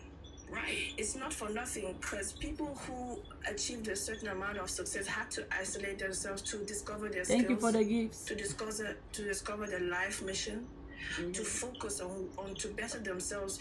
Literally, me, I don't have any time to even pick up the phone or be in a relationship, to be honest, because I have so much things I have to work on, so much things I want to achieve, because I don't really, when you understand that you have certain talents and gifts, right? And you really begin to work, to start your work, you just want to nurture it, and it takes all your time. Sometimes I don't even get to what I want to do outside of working, because my job is not my life work, right? So I barely have time for myself. So the time I have for myself, it's hard to share it. So you really, and I live in isolation. I'm not around any people, not around any family. I barely have, I don't go and visit friends on the weekends. I'm just working on myself to get myself to where I want to be. And to get yourself to where you want to be, you have to leave people behind. People that don't want to go up with you. The time you could have used to get your dream car or to get your driver's license and everything, you go and I don't know, visit friends, and I don't know, you're running behind a man that doesn't love you and stuff like that. You could have used that to manifest whatever you want to have in life. Manifest whatever you want to have in life. Period. But it's a process to manifesting. It's just not gonna happen. You have to go through the process. And I think people are afraid, or they don't want it bad enough. The reason too that I say that you have to say, when people say once you love yourself, because a lot of times people manifest it and don't even catch that they manifested. Nope. How did it happen? What? They missed it, or they don't. It comes available and they don't think they're worthy of it. All I know is that everything I have, I manifested it. Anything I have, I saw it maybe 2-3 years before I had it. Congrats. Even the job that I have right now, I saw it I prepared for it 2-3 years before I had the job. Congrats. So it's not tomorrow, it's not the day after tomorrow, but I would imagine, for instance, if I want to have a certain, let's say, I want to learn a skill, right? Or maybe, let's say I would take something, okay, let's say I want to be a hairdresser, right? And I'm doing something completely different. Do you know that I would just buy the book? I would just buy the book. I don't know how I'm going to get the job. I don't know how I'm going to do it. I buy the book. I don't care how I'm going to have it, because I prepare for the occasion before it happens. And before I know it, I have the occasion to get there. I have the opportunity, because the opportunities are there. It's just for you to prepare and do the work. And before you know it, you're there. Everything I ever wanted, I got it. God, Congrats. I'm spoiled by God. I'm so spoiled. Enjoy. You deserve it. Yup. I'm spoiled. Even last Christmas, I got everything I wanted. As you should. Yeah, spoiled, but not spoiled as if it's coming from human beings. It comes by God. God spoils me. He gives me literally everything I want. Enjoy. Yup. That's how he is. He's generous. And that's the point. He wants you to depend on him, not human beings. No, my mom said I can't have it. What did God say? Right. Yeah. I didn't. If I speak for myself, I didn't care about what my parents can give me. When I wanted something, I made it happen. And if I waited on people to have what I have, I wouldn't have nothing. Right. Girl, say that again. Say that again. I wouldn't even have a roof to sleep on. I wouldn't even have a bed. If I wait on people's opinions, I wouldn't be where I am today. If you listen to people, woo. That's why I be saying people be like, I'm waiting on God. How you waiting on God? God is waiting on you. He waiting on you. If you literally Stop saying doubt. You're doubting the maybes, the if, the hope, the wish, the this, all of that. You're sending a mixed message. You need to send a direct message. Get some direct communication with a direct message and stop being wavering. You have a direct line with God. There is not somebody in between you and God. You and God. Right. You go straight to Him. Straight to source. Right. Don't look for the middleman. Straight to source. Yeah, go right there. I'm saying, literally, stop being wavery. And stop saying you want it and then say, "Oh, I hope I get it." Or a couple of minutes, like, "Man, I ain't gonna get it." No, stay. What you ask for, stand in it. Stand in it. You ask for it. Now, speak it as if it's already so, and go on about your business. Stop going there and then saying, Stand on business. Stop going there without. Stand on self. Stand on self. Right, and stop doubting what you manifest. I'm gonna do this. I'm gonna do, God, and then He gives it to you and be like, "Oh, I don't know if I can." No, step right into it. Stop saying I doubt this and I doubt that, and go and stop going to God or source, and then next thing minute you're taking back what you said because you're now saying, "Oh, you're probably gonna give it to me because of blah blah blah." Like, what? It's like, what you? That people get so quick and denying their blessings. I want to have a car, but I want to have a mansion, but why you denying your blessings? I want money, but I want to be happy, but I'm like, I want to be happy and prosperous and yes, as it should be. Right. It's just crazy. It's crazy. I even tell people, listen, I was a college recruiter.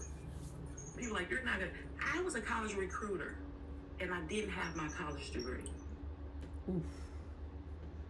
It said you had to have it. I turned in my resume and said, "God, that's my job," and I got it. I didn't have a college degree, and now that I'm a recruiter, I see exactly. It's crazy because they put that on there, and the reason people need to stop looking at look at the job description. Once you see that you can do it, send your resume. We're just only looking. We're trying to not have so many applicants. You know what I mean? We're not. But if you slip through the cracks, we're gonna look at it. You know what I mean? But if you're not gonna send, it's to really make you not send a whole lot of resumes that don't have experience on it. But if you have the experience and you don't have the degree behind it, God is your degree. Okay, so ooh, God is your degree. Put your resume in anyway and watch and see what happens. She said what? It's all about deciding what you want and then thinking about the process. Right. You know what I mean? God is your degree. Ooh. That should be in a shirt, Queen. That should be in a shirt. What you're trying to do. God is my degree. Ooh. You're good in your heart. Nobody should steal the idea. When you're going to work at jobs like that, don't be doing it because it's just about the money. You do want to do it about the money, but at the same time, you want to know that you're going to be doing a good job. That way, you can keep the positions. And you'll be willing to learn. If you don't love it, you're not going to be willing to learn. You'll be combative. You're going to feel like a failure. So, you know what I mean? Make sure you're going in with some drive, determination, and God right there. He ain't going to give you nothing to heat you can't handle. Okay? And then just go on about your business. And handle your business. I mean, it happens. Resumes that they done told me they want a degree, and I pushed people past to the hiring manager. Let's go. The job. Let's go.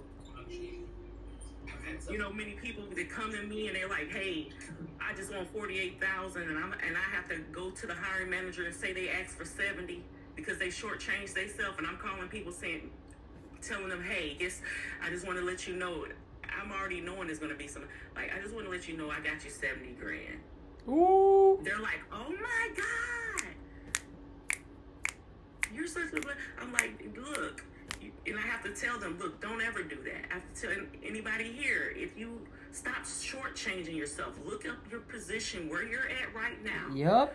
Whatever position you're in, if you just got let go, thank God, because he opened up another door. Yup. Immediately look up the position that you were working in and what you were getting paid. What happens is when the economy changes and increases, the new hires are coming in at $10 to $15 more than what you got hired. They're making more than what you are at this current moment. You're getting that 3% increase because you're promised that at a job every year. But you're marketable. So stop, look and see what you're worth right now. When you get on that call, whether it's a video call, whether it's a phone call, or if you're going to the place, go in with confidence, and they can't by law ask you what you got, what you make. But they can ask you what is your salary expectations. You say right then and there, my last position, whether you made it or not, my last position, if it says that, that you can make anywhere from 50 to 80 grand. So my last position, I was making 72.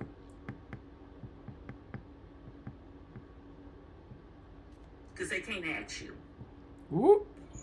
And they can't, in our background checks, is not going to ask the employer how much you were getting paid. Period.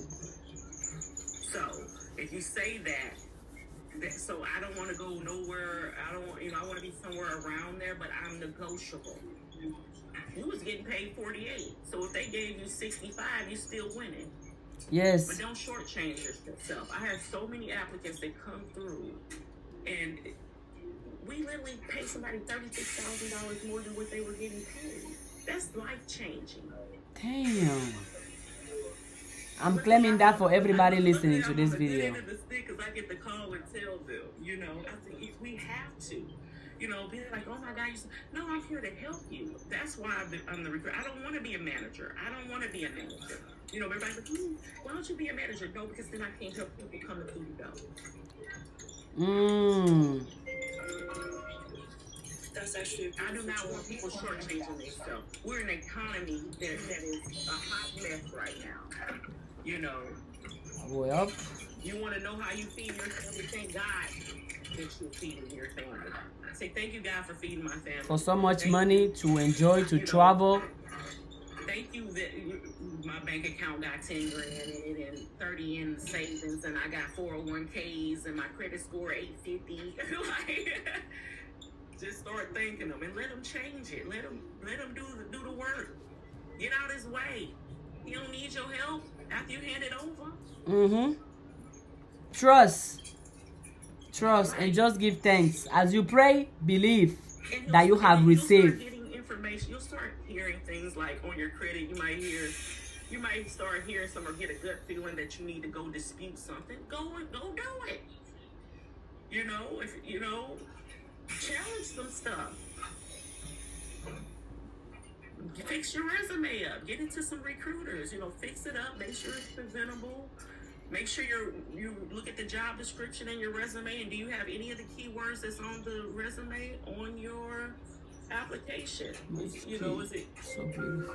Is it the keywords? I'm sorry. The keywords on the job description, are they in your resume so that the computer can pick it up when it comes to us?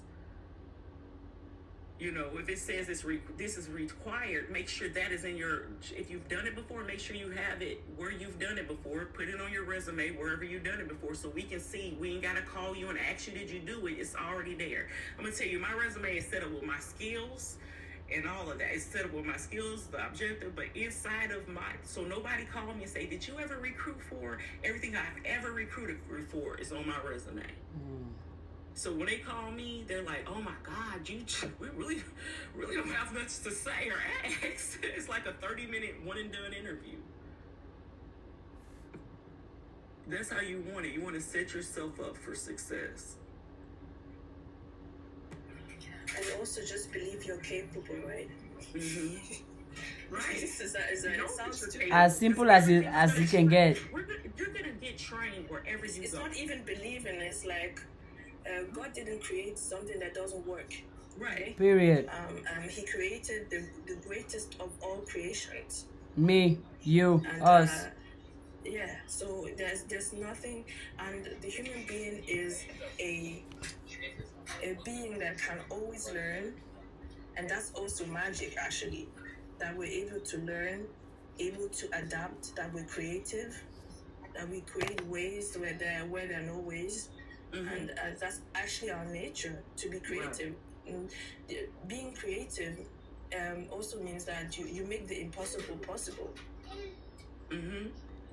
That's what makes us divine. Yeah. The ability to think and to adapt in any situation. That's why but we are so much conditioned to, or a lot of, I don't want to bash other religions, but I always had this question: why don't they teach that all the power that the people have is in them, that God has given them everything? Because then they fear that they'll be controlled. I mean, that we won't be under control anymore. Because the churches will be empty if you can stay at home and manifest. Right. Well, that's one of the biggest corporations there is. Because if you always have to come back to me to get what you want, you know what I mean? I have control over you. But if I tell you, you can do it by yourself. Right. You're not. Yeah. Game over. You can do it by yourself. Game over. And that's how you know how manipulative this world is. That they don't want And a church attendant. people. Yeah, because they don't want. I don't understand. Like, we have so much power. And use The that. fact, it doesn't even make sense. The fact that we are created by God, what does that make us? God. What does that make us? We are not normal. Not at all. Why do you see yourself as ordinary? Why do you see yourself as a loser? Not me. Guys over here, 10 out of 10. You gotta keep moving. You gotta be no matter what's going on in life, you gotta keep moving. Moving. Go forward. Everything, Don't go backwards. everything. Even if you just stand still, right? You still Just gonna don't go go. backwards. Yeah, even if you're standing still, because you see the trees. I observe nature, right? Me too. Trees, they still grow. But they stand still. They don't go anywhere. They stand still and they grow. You see the flowers dropping and raising back again, and they still. They stand still and they still grow. Imagine, we are human beings. We can move and grow. Like, do you understand? It's like, don't be afraid. Like, literally stand still or move if you want to get there faster.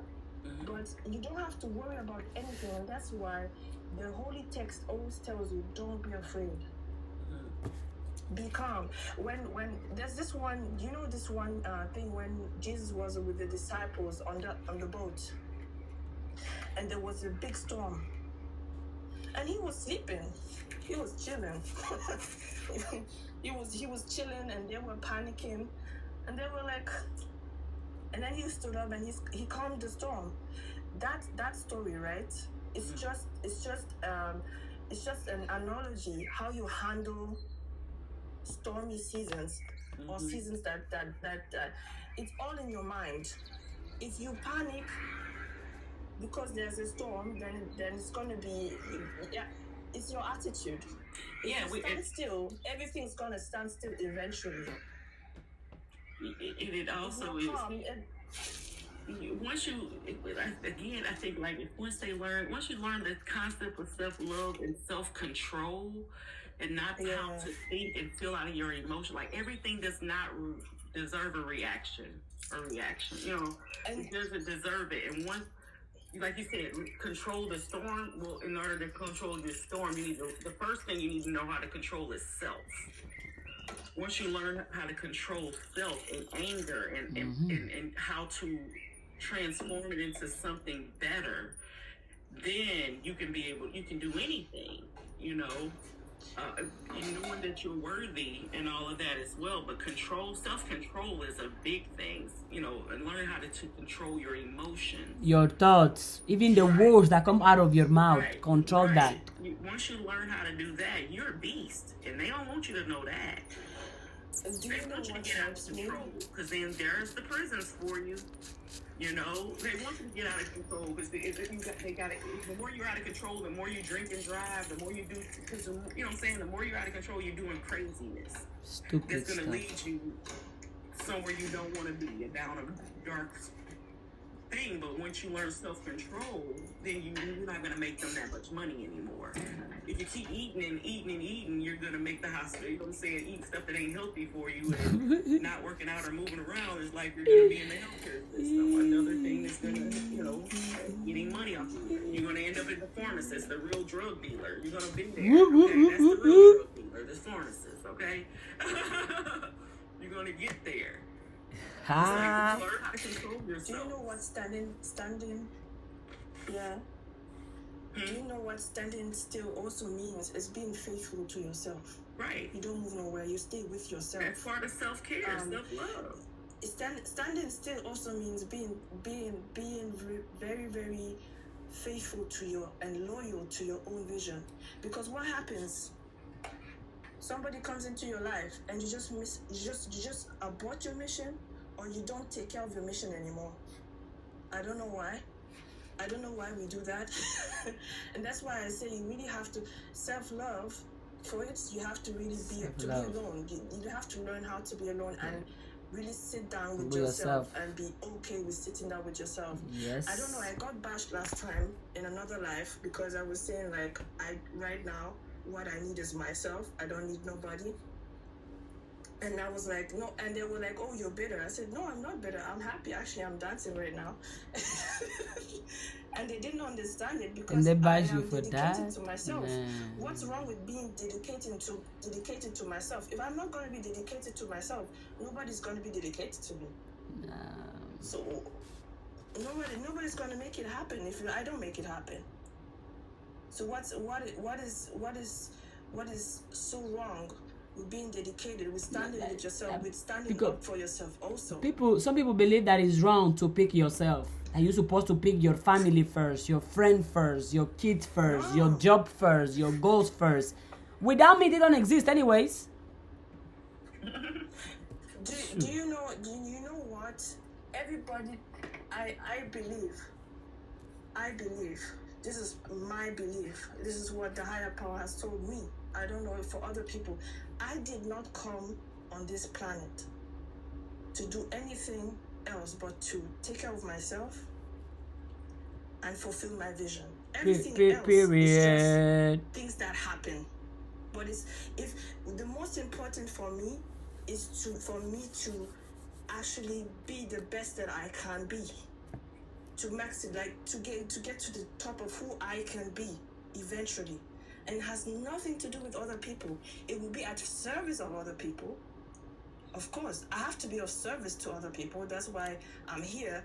But me being my best is for the benefit of everyone.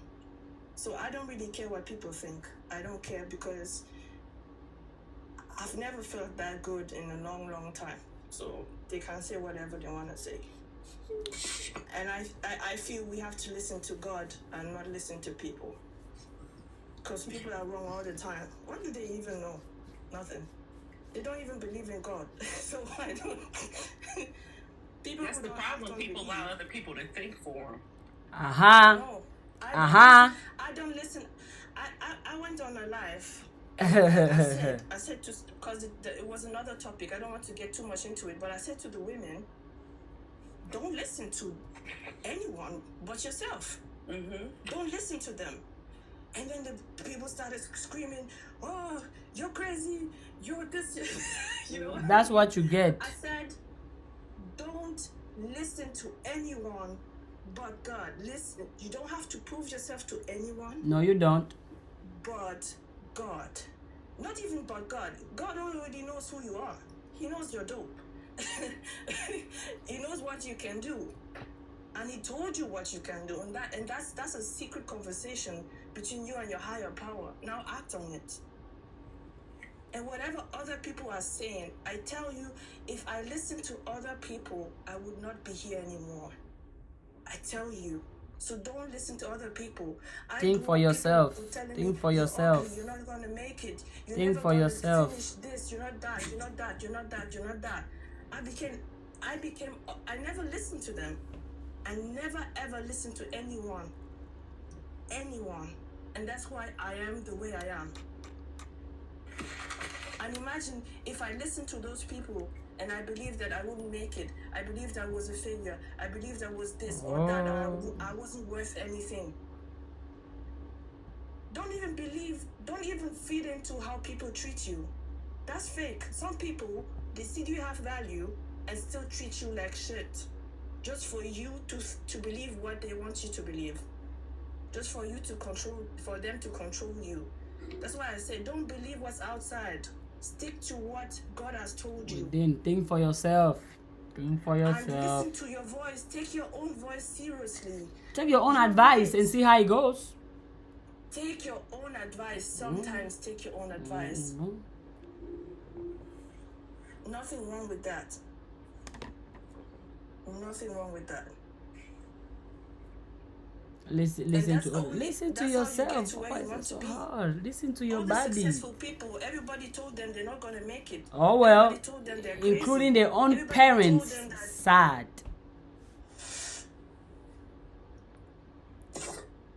Man, you know the story of Walmart? Like, they didn't believe JCPenney, Target, wait, it was JCPenney,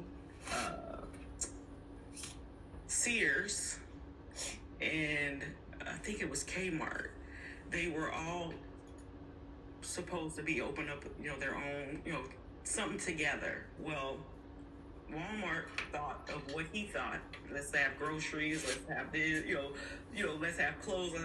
And they didn't believe it. They didn't believe in him. Sometimes you can be ahead of your time, Or ahead of the people you are surrounded by. Walmart done went out of business. JCPenney on the way out the door. You gotta, man, it's crazy because you gotta believe in yourself. You gotta believe in your dream. If you know, who gonna do? If you ain't gonna believe in yourself, why you want me to? Because you're the one who's gonna manifest it. Right. It's your dream. How you know? Right, it's your dream. So how you expect somebody else to give you advice about your dream? No, exactly. Thank you. There are some people, right? Mm-hmm. They have such a unique journey that nobody can give them advice. But themselves. You don't have a clue what your dream. But themselves, because we don't know your circumstances. We don't know what you went through. We don't know how. The only thing we can tell you, literally, my only advice to people is love yourself and listen to yourself. And believe. Don't feed into negativity. That's the only advice I can give you.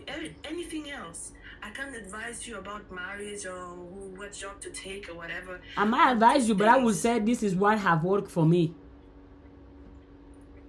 Why would you? It's like it's you have what it say in the Bible? Don't let your left hand know what your right hand doing. Yep. Yes, sometimes protect your dream too. Don't tell it. Right. Don't go running around telling everybody your dream. Sometimes not even your mama. Sometimes you can't tell your mate. You just gotta don't tell your man. You gotta be don't like tell your man. You gotta put on your Nike clothes.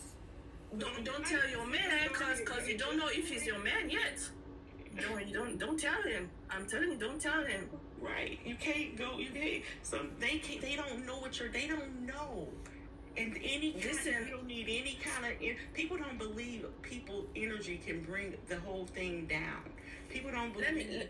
So we should tell them people are literally feeding on that, saying you're not, and they're bringing it down. And just because they spoke it's something that reached your energy. Like they already penetrated because you allowed them in your circle. So your bubble is no longer. It's infected. Once your bubble is infected, once you got people inside of it. Don't let people penetrate your mind. Right. Don't let them. But your mind or your energy, like literally, they can speak it without your mind knowing. When you have them in your bubble, when you're telling them what's going on, those people that are as strong-minded as we are, That's not a good thing. Because once they You don't know if they're safe yet. like me and you, we know, hey, you told me I'm not, I'm gonna Yeah. do it. But they don't know that. They're not, they're babies. Yeah, Some people are exactly. babies. And they gotta Some people are understand you babies. can't have those people around you. No, you can't. You know, You can't. they can be in your circle, but don't open your mind and let them know what it is that you're trying to do. But my thing is, if they're that type of people, don't have them around you. Because me personally, I cut off the last person in February. Oof. Game is strong. That's it for me. Cut off game is strong. Because I was like, you know what? It's time for God to bring new people around. The people that's on the same level as me. And it hurt it. But I was like, but at the same time, it felt good and liberating. But, you know, I was like, it's time, you know. I have my mom now. I have, you know, my dad's, like, he's already passed. But my mom, my grandma, and my siblings, that's all I've been talking to. The ones that I know. And if any of them, they already know who I am, so they're not going to say that crazy to me. They're going to tell me I'm good because I proved them wrong. So if any of them even think to tell me, I can't. It's a wrap. Oh my God. It's a wrap. It's a wrap, honey. It's a wrap. I am that Send it strong. to- I am that strong when it comes to it now. It's a done deal. Even my dad told people, look, somebody was like, you tried to tell, you know, you didn't get on Cena when I was younger. He says, listen, I just plant a seed and tell her how I feel. I give it to her one time and I let it go. If I keep staying on her, she's going to hate me. You know, But I gotta let her. I gotta tell her how I feel about. Yes, whatever I'm she's still doing, live. and Why I'm would I letting her not go. be? Yep. And then later, I'm he came working. back and said, you know what? I'm so proud I'm of working. you doing what you thought. And that's when he told me that these people said that. He said, I'm glad you knew what was best for you, and I'm so proud that you did what you thought was best and not listen to me. Yeah. My mom did the same thing. She said, Cena, she says, you're not going to get your real estate license because I took the test. I went to school for 3 months and I took a test and I failed. I didn't even go to the school. I studied for 2 days and went and took it. And Period. I passed. And it was just because That's I knew amazing. who I was. I'm like, who are you talking Yeah. to? You know? You're not going to tell me. When I moved to California to get to know her, she's like, it's going to take you forever to get a job. But I even got off the airplane. They embraced me in the arms, her and the family, some of the family I've never met in my life. And right before I'm walking out to the parking lot, she's like, it's going to take you forever to get a car. It's going to take you forever to get a job. It's going to take you forever to get this. I looked up, I said, God, listen, you already know I'm back in St. Louis in 2.2 seconds if nothing gets to jumping when the next day I had a job. The next week I had Faith as the mustard seed. seed. Faith as a mustard seed. I had my, A you know, mustard and I seed. got my cosmetology license, and I got my real estate license. Come on now. They were tripping because my cousins couldn't stand me. Like, she came out here. We've been here our whole life, and she came out here with Jealousy. 6 months and did all of Jealousy. this. Again, I don't know what God y'all serve because religion does not mean nothing to God. Stop saying, oh, I'm a Christian. So are you better than a Jew? Are you better than a Buddha? Are you better than, or who are you better than? People be killing you. Oh, I'm a Christian. Well, act like it. Oh, Oh shit, somebody's going to... hit. Rip. Hold on now. I'm just saying. Hold on. Stop saying. It makes me so, my blood boils. Because it says, I love me, the Son, and the Holy Spirit. It didn't say love me, the Son, and religion. It didn't say love me, the Son, and the Holy Spirit, and religion, and Christianity. It didn't say that. I'm telling you, some of them don't even love the true God. Some people don't jump off of their life already. The views went down. Hey. Yeah. People don't like the truth. If you don't They love crucify yourself, Jesus because of you the don't truth. love the true God. No. Come on, somebody. You was created by. Come on now. You gonna stop telling people, y'all need to stop cutting the middleman out. Stop cut them people out. Don't go tell God. We're gonna one person. if Jesus is the Son of God, then he's your brother. God is not going to play favoritism. You go to God yourself. Amen. Two, stop going to him and then going to tell other people your dreams and fucking goals. Stop it. Thank now. you. Thank you. Thank you. You invested that. You invested it. He didn't give it to you. Well, he didn't give it to me. Well, he looking at you like a fool. You asked me for something, now you gonna go tell people you gonna put some, they done infiltrated the circle. Come on, stop. We gotta stop. And guess what? This is too much. You got, it's in the word. Read it for yourself. If it does not resonate, do not let it apply. If it resonates, take it and run with it. If it don't, because God ain't gonna tell you you can't. Why? Because he said he gave you free will and he ain't a contradictory God. So man made whatever was contradicting God's word in the Bible is not of God. Stop saying it's the Holy Bible because his real name is not in the Bible. And do you really think there's other gods? If you know there's other gods, stop calling him God. Call him by his name. Oh, yes, sister. You want him to call Fire, you fire, fire, by fire, fire. your name? You want people to remember who your name is? You ain't gonna let them say, you ain't gonna let them keep just not mentioning your name. They literally got his name in small print. If you ask who wrote the Bible, if you ask the people that know about this, if you ask them, even if you look it up online, if you get some books and go back to the library, because those new books ain't for you. You need to go back to the ones where the Bible, where the library is not letting you check those out. And sit your ass down in the library and read the truth. If you really want to know the truth about some things, you need to read it, because if you do, they're going to tell you that they wouldn't put his holy name in the Bible because it was too holy. Well, if the Bible is of his word, then it's holy. Then why his name is not in there? It's not in there. Because it's telling you it's not fully holy.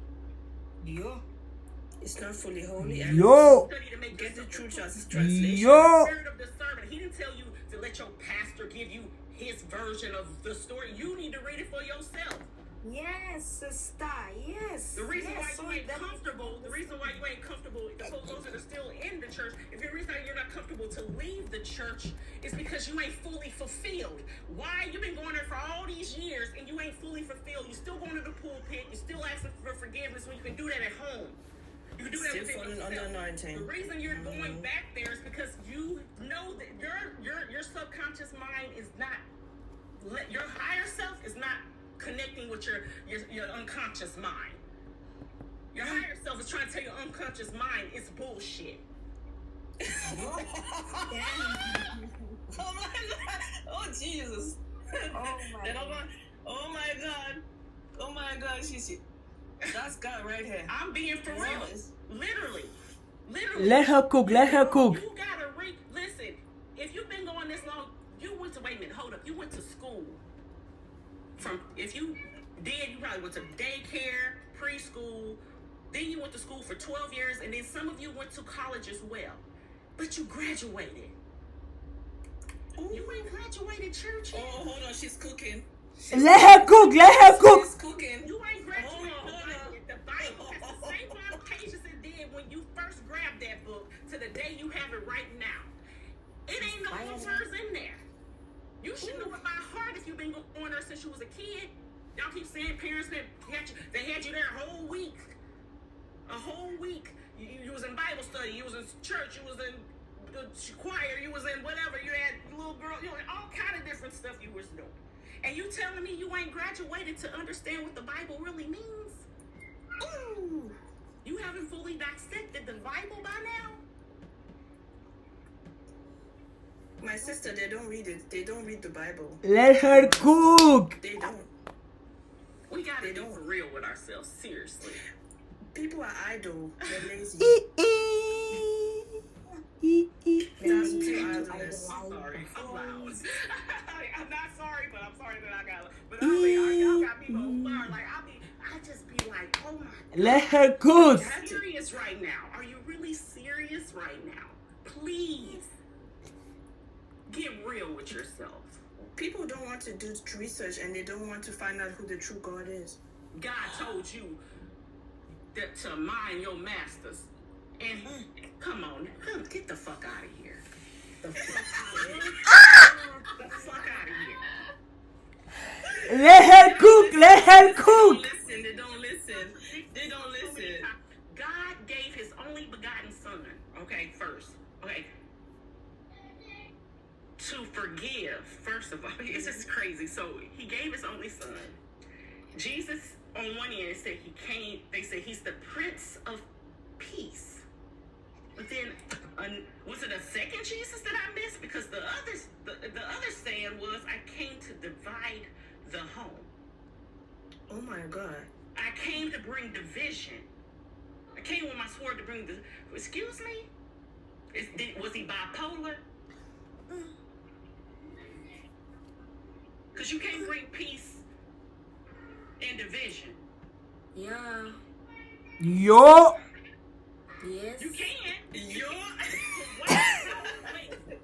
I'm confused. Yeah. Hold on now. That's why you have to sit down and look for God yourself. Please. Because that's crazy. That's If crazy. you just- I mean, if so you much in just- there, I just be looking like, are you serious? I had to. And then they tell you not to ask questions. I never understood that. I never understood that. They always say just believe. Just believe. Times, don't be a fool in the Bible. Well, how you not gonna be a fool if you don't?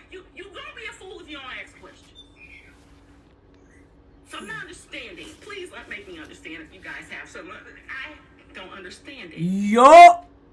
Girl.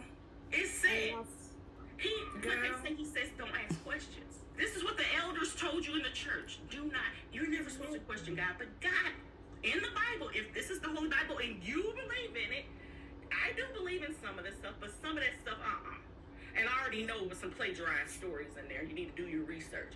Now, on the other end, he says, the pastor tells you, or the congregation, don't ask questions. They saying don't ask questions because they don't know the answer. Yo. Hello? 1, 2. How you gonna say They've that? been when swallowed up. Scriptures clearly says, ask not. How is gonna say you ask not, know not, and they tell you ain't supposed to question God?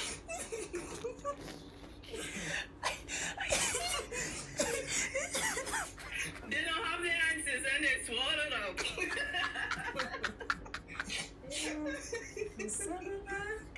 Yo. And then you find out they're serving another God. Oh my God. Then you find out they worship. It's Oh my God. Other thoughts. Ay. Amen. How are So you he saving created the world to burn it down. He created the world. Like, come on. God is not that type of God, okay? Come on now.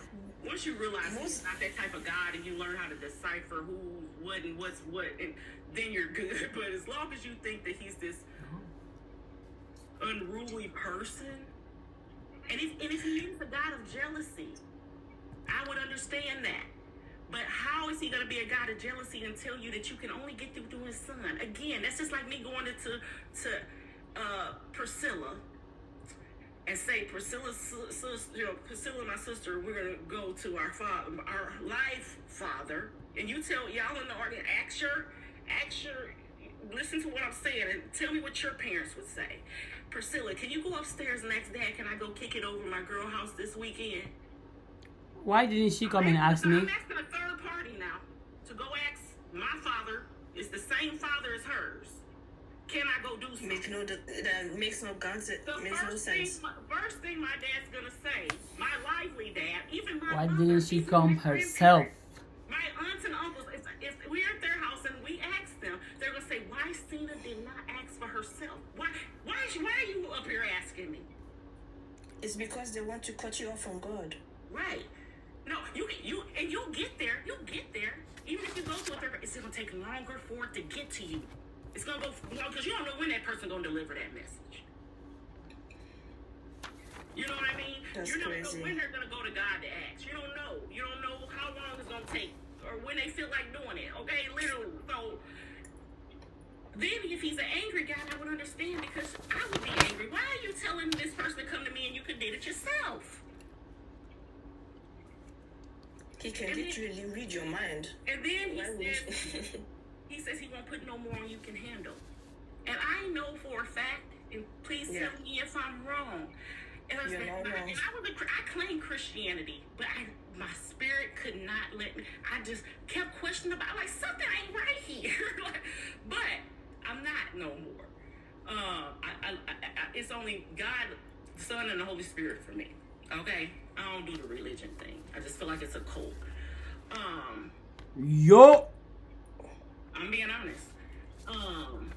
Cause how your church better than the other church? We all did something. So what if all churches did something? What does it matter? It got done.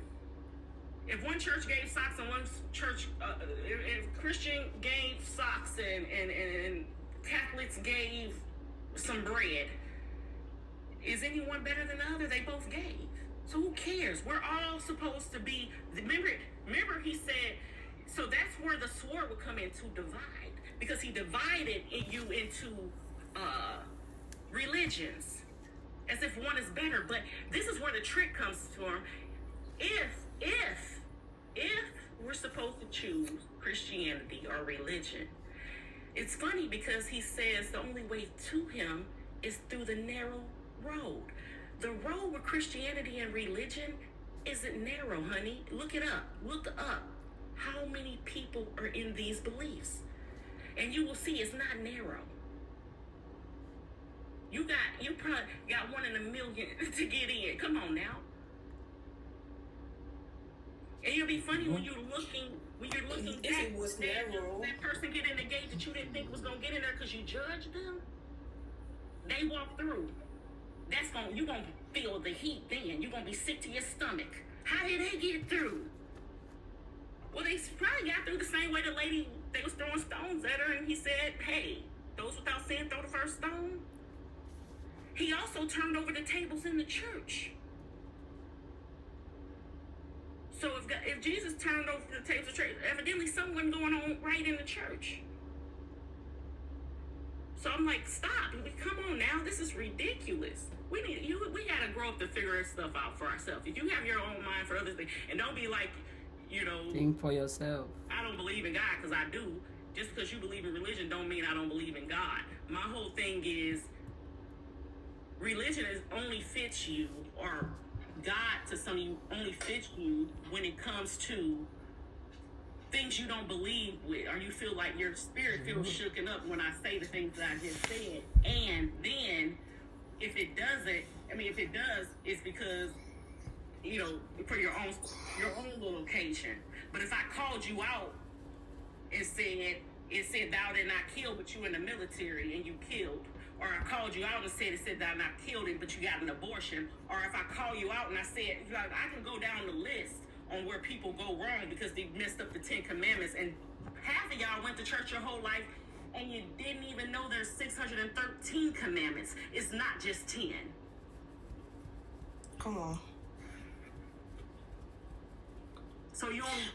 I have one question. Huh? I have a question. How can a human being, you base your life on a book, on something? You base your Think life, for your life yourself. decisions, whatever you base your life, your destiny on it. How can you not know your stuff? How can you not know it? How can you be a person? You don't read the Bible. You wait on other people to give you the interpretation, but you make your life decision based on something you didn't read or you didn't understand. Do you even care about life? Do you care about yourself? Does that make sense? Right. That's what I'm saying. I was reading and I was like, it was just so many different stuff. Like, okay, God, this doesn't make sense. I just kept feeling we keep going because what, it's all, certain, it's a lot that I do like in there. But it's certain things I'm like, come on now, you ain't gonna tell me this. You're not gonna tell me I got a master when I got a God. You're not gonna tell me that I'm supposed to be submissive to a master when I have a God to be submissive. I'm confused. I'm confused. You're not gonna tell me that I'm supposed to be whipped, beat, cussed, slaved, broken bones. I'm supposed to have sex with you, let my kids have sex with you, and I'm supposed to submit to you? And you my master? You better get the heck up out of here. I know that ain't my God. That's definitely not mine. That ain't the God I serve. No. And he wouldn't be my God. He wouldn't be that, he wouldn't be the God I serve if he did that to anybody. Yeah. Well, You don't really likable, right? God does not separate us. We do that. We do that. Thinking we better than, and we're not. By religion, your religion is better than somebody else's. We all can learn from each religion. That's why we don't need it, because we can learn from each other. You don't need religion to learn from one another. And to love one another and to forgive, that's just simple.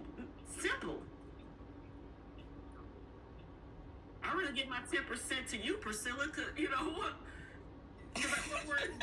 You know what I mean? Yeah, And I want her shirt too. please, let me put my cash up real quick. Yeah. You know, and What did the pastor be saying in the church? You know what? The pastor be like, Right. today I feel like there is somebody in the audience that is going to give $100 to the church. I feel it that God put in your heart to give. right, exactly. I'd rather give it, no, for real. I'd rather give it to, like, if I want to give a tithe or I want to do something with my money, to just give it out into the universe, because I see it like, when you give, right, it comes back to you. I'd rather give it to anyone, invest in a person so that their destiny can be fulfilled. That's my cash app, yo. Whoever wants to bless me, The church won't do anything with it. that's my cash app right I'd there. rather give it to an orphanage. I'd rather invest it into people who have dreams than to give it to a church, to be honest. Because what are they going to do with it? Nothing. I'd rather give it to orphans that want to go to school or something like that. Like, I want to, at least then I know. Right. It's not I even did all. something. It's not even just all about money, because you might have some.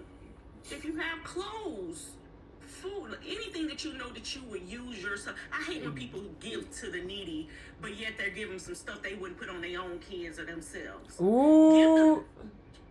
Whatever your kids can't fit, that's still in good condition. Wash it, dry it. You know what I'm saying? I even take time to iron the thing I'm gonna donate. I iron it. Right. I take time to iron it. I fold it and go give it. Exactly. Yup. Take it how you would have it. Straight up.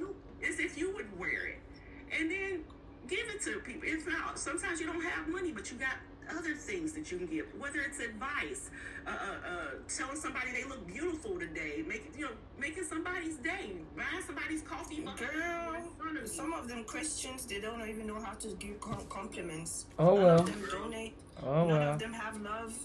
That's why that's one thing you will recognize it through their fruits, right? There are no fruits, they're dry. And I see a lot of people who don't call themselves Christians, but they have a lot of fruits. A lot of fruits where you see that they are abundant. Like, literally, they're generous, they give advice, they motivate people. How can you be a Christian? You don't motivate people. When I'm around you, To think positive. to think positive. You're telling me I can't have money. And on top of that, you're telling me, like, what is the point? Your master that you call Jesus told you that he conquered everything. Why are you afraid? Like, you're supposed to be like a badass. Like, literally, go over the street. Like, don't like, literally, you should be a badass. Don't care what people think. Like, you should be like, oh my God, I'm the baddest because I'm a Christian. You know what I mean? Mm-hmm. Most of them, you don't even have self-confidence. So how are you going to convince me to come to church? How can you not have self-confidence and call yourself a Christian? What the God does the God you believe into doesn't have confidence? So be as the God you believe into and have confidence too. Your God you believe into is what's as far as I know, the God Christians believe positive, healing people with His words, kind, prosperous. So why are you not positive? And you call yourself a Christian? No, we're good. They be just singing the songs, right? God is gonna make a way where there's no way, but then they don't believe it. They don't act on it. They don't believe it.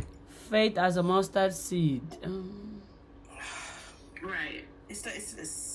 And you know what? You know what I truly believe? There's only one truth.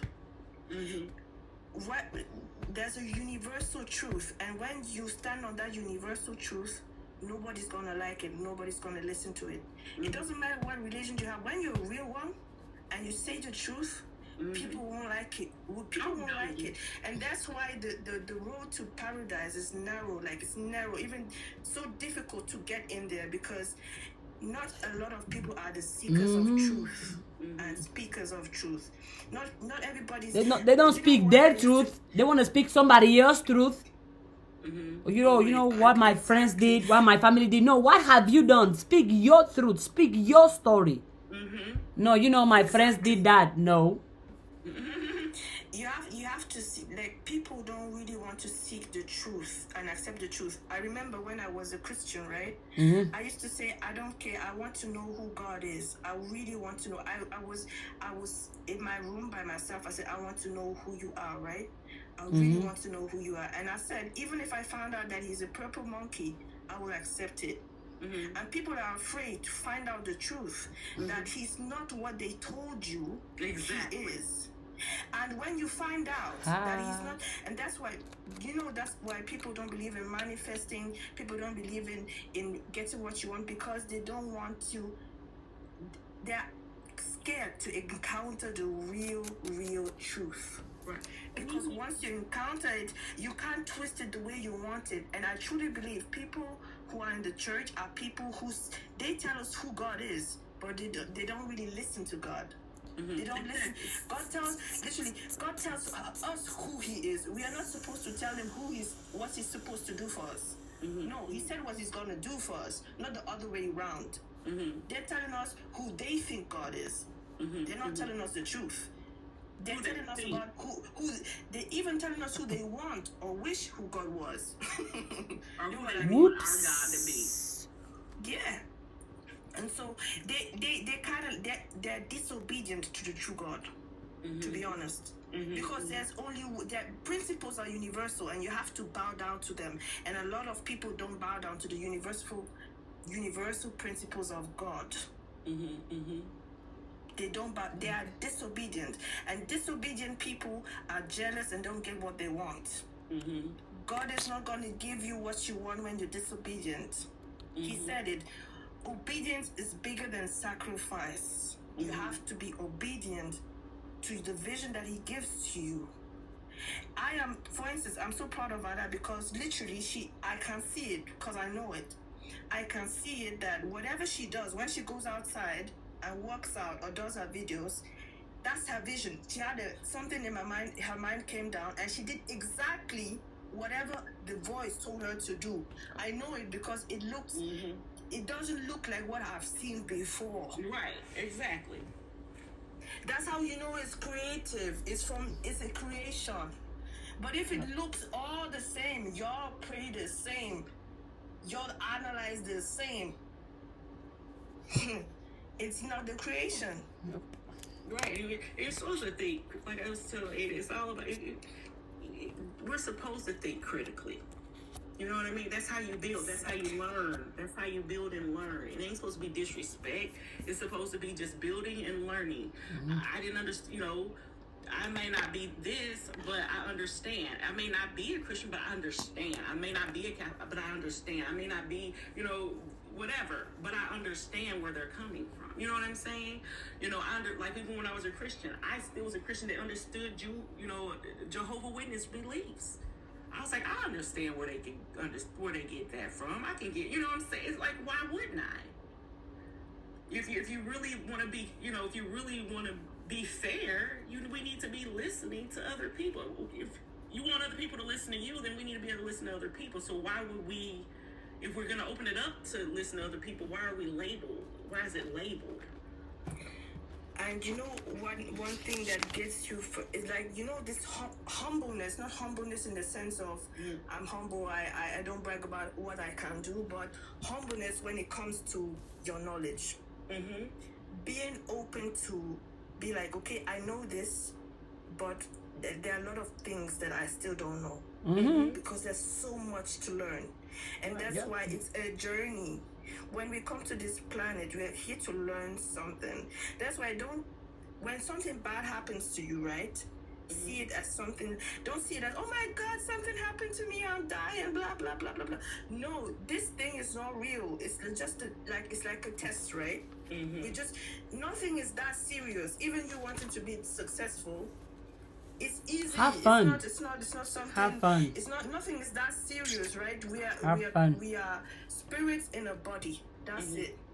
Have Nothing is fun. that serious. Like, you can do anything. There's no rules. If you want to cut your hair, cut your hair. If you want to dye your hair red, do whatever. Nothing serious. Corporate America, everything is not that serious. I think I came on live I don't know when was it. Right. When I started making videos back then, I do my videos barefoot because I walk barefoot. Somebody was like, nobody will listen to you. Oh my God, look at you. You don't look professional. You don't have the lining. You don't have the clothes to make a video. What? I was like, okay. Ada, if you would be wearing a suit and shoes, most likely none of us would listen to you. That's why you have to listen to yourself, because they have no idea of what. And also, if everybody was walking barefoot, they also would walk barefoot. There's a difference between a leader and a follower. Right? You are not comfortable walking barefoot because nobody else is walking barefoot. But I trust you. If everybody takes off their shoes, you're gonna take off your shoes too. And I've always been like that. When everybody was like, let's say when everybody was rocking like a straight hair, I would have like curly hair, and people would tell me, why are you wearing your natural hair? Do you? Because I like it. Do you? And you'd be like, oh my God, it's so hard, it's nappy. Why would you do that? Nobody Later cares. down the line, they'll be like, oh my God, why are you having straight hair? I said, you guys. I'm you guys confused. have curly hair. I'm You're telling me what I did confused. 10 years ago. I'm on another level. Leave me Period. alone. Catch up. I'm not And me, a follower. I'm a sponge for I'm knowledge. not. Yeah, I'm a sponge for knowledge. Even leaders go take classes to get better. Exactly. Yep. You never stop learning. Exactly. We're supposed to be Humble when it comes to knowledge, because when I was a Christian, they taught me that I know everything and they know nothing. Oui. I was like, so when I was a Christian, I was like, oh my God, these poor sinners, they don't know anything, they're lost. Hey. I was the one who was Yo. lost. I was so lost. I was so lost. Yo. I swear to God, I was so lost that for a year I couldn't even open my mouth to give advice. I swear to God. I was like that. What? During that time, This is. It took me. I'm 28 years old now. 8 years to forgive myself. 28, for my young. problems. Nobody's old. Young. But that's crazy. Because I thought I knew the truth. I was even looking down on people, and it has taught me one thing: to be humble when it comes to my knowledge. Even though I know what I'm saying is probably the truth, I still leave room for somebody to correct me. There you go. And I tell people, think for yourself. You don't have to agree with me or think like me. Think for yourself. I'm good. I'm just the messenger. Why you do or don't do with my message is none of my business. Right, None. you might end up making people rethink, you know?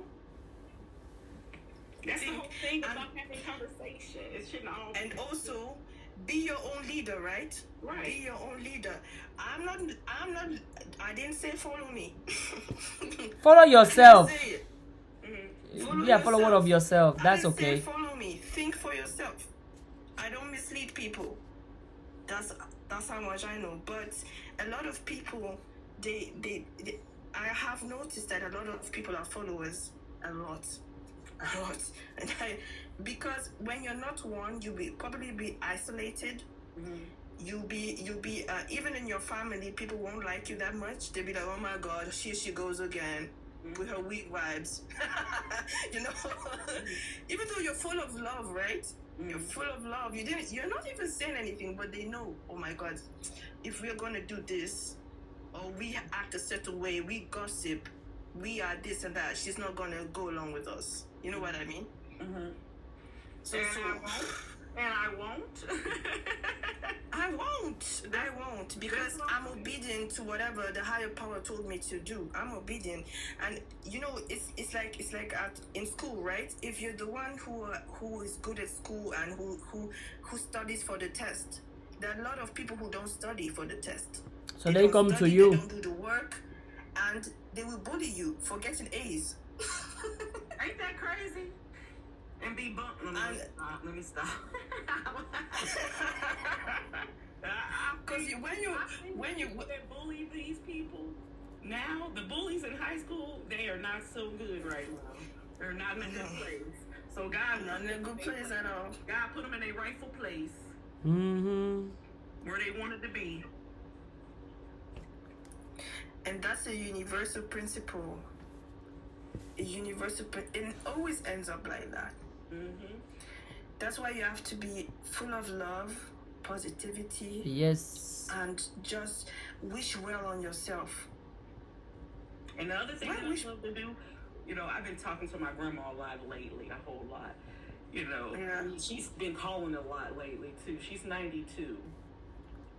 Yeah. Okay. I know why. Oh, I love it. I'm a sponge right now. I have my notebook in out sometimes because I don't know what I'm about to get. And it's just so, it's just so liberating because, like, I'm like, we need to get back around our elders. Even if it's just go spend a couple of hours at, what are those called? What do they call them? What do they call people? Life companions? Yeah. When you go to different, like senior citizen homes or something like that. Your senior homes. Yeah. Senior homes, right? Yeah. They were like, we'll pay you. I'm like, no, you don't gotta pay me. You don't gotta pay me. I mean, my grandma, she's lived right. This is how you know people. She was 92. She don't take medicine. She don't wear eyeglasses. She still got her license. She still lived by herself. She cooked for herself. She said everybody be calling and be like, hey, you know, do you need my help? And she was like, I don't want to use you right now because I don't need you. But at least I know you there when I need you. She said, I don't want to do that. She said, I feel like the day that I allow people to start doing that, that's when I begin to die. I'm truly alive. She remember everything. Her knowledge is great. I'm like, she eats at the right time, you know. She eats at like 5:30, 10:30 is lunch, around 3 is dinner. She have a little snack at 6, and she good. I mean, she's smart. I mean, it's crazy. But it's because she eats right. She has her own garden. She has her own, I'm like, you do this and you're 92. You go with your bad self. Does she want somebody to live with her? I volunteer. And it's just awesome because she used to tell us when we were younger, if you can't afford it, don't get it on your credit. If you can't, she's like, you only need one credit card and one debit card. You don't need all that. If you can't afford it, you don't need to go, or you don't need to get it. If you can't afford to pay cash, you don't need to get it. And that's how they principle is. But she's sitting on money. She's sitting on money. And her property, they built their house when they were like 32, 2 houses next door to each other. My little cousin lives in the house next door. When my grandpa passed, right before he passed, they gave him the keys, and he's been helping my grandma like cut the grass because they have their own land. Like they did this, and my grandpa only had a few dollars to his name. But of course, people were telling her, "Leave. Why are you messing with him? He don't have." And he said, "Just follow my lead. We going somewhere." They done traveled the world, but a few places. They got pictures and stuff of everything. They cars they bought cash. We went to the car lot 3 times to Cadillac. She loves Cadillacs. Ooh, I love Cadillacs too. Like, can we run your credit? I love Cadillacs. I love Bentleys. I love G-Wagons. She's like, Stuart, they like, well, we need to run your credit. She's like, no, you don't need to run my credit. He said, well, we need you to pay for it. And she said, Stuart, go out to the car. And he come back. I'm like, no, you did not have $60,000 in the car. No, even back when it first came out years ago, or, it was like $30,000. Your granny, does she have a phone number? Can I call her for some time? She got the prosperity mindset on point. They put That's that. why Damn. you have to ask the right people the right questions, right? They If you have- don't ask, you will not get the information. So she said she used to tell us when we were younger. She said God wants your heart. He don't want your money. He wants your heart. That's all. That's what she said. And she literally said, He's gonna judge you by your heart. Yeah. You do people right. She Yeah. said, don't do people how you do you, because some people, and don't let people do you how they do them, because they might not like themselves. Woo, woo, Oh my woo. God. Yo. And I'm telling you, she was just dropping them deals. I was like, Grandma, she was like, listen, you guys need to understand that God wants your heart. And she was teaching us that early. And they retired at 50. They had $2 when they got married. $2. She was 18 years old when she married my grandpa. Faith They were as a married mustard 65 years. seed. When he passed at 89, just in the banks, this is not the investment of CDs, $15 million. And I was like, that's what I'm talking about.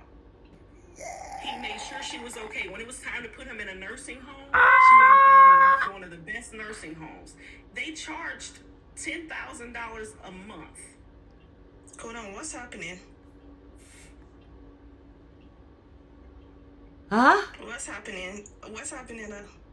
I just received the notification from YouTube that my account cannot be monetized. Oh, come on, man. Hey. Congratulations. It's manifesting money. Yeah. Happy for you. Whew. You deserved it, girl. Wow. It's how This many is years? just the beginning. This is just. You Thank happy about this? you. Thank This you. is nothing. God just. this It's is been nothing. He's years, about to do Priscilla. It's way been more for you. years. And now I can do it. It's been years. I've been wanting to receive notification. Wow. Lovely. Ada, it's time to make some YouTube videos. Make that money. Oh, well, I've been making YouTube videos, girl. What are you talking about? Don't even. Don't I gotta even. get on your YouTube page. Y'all don't follow me on YouTube? What? I didn't know you. I didn't even look at yours. So is it on your thing? Let me look. Yes. Yes. Okay. It means that she can, when she uploads videos, then It's she possible. can have like YouTube will pay her. Guys, if you didn't know that Ada had a YouTube account, just follow her on YouTube, right? I have a. You Let's don't know? translate It's her the following same. on Yes, YouTube. it's on So she- my page.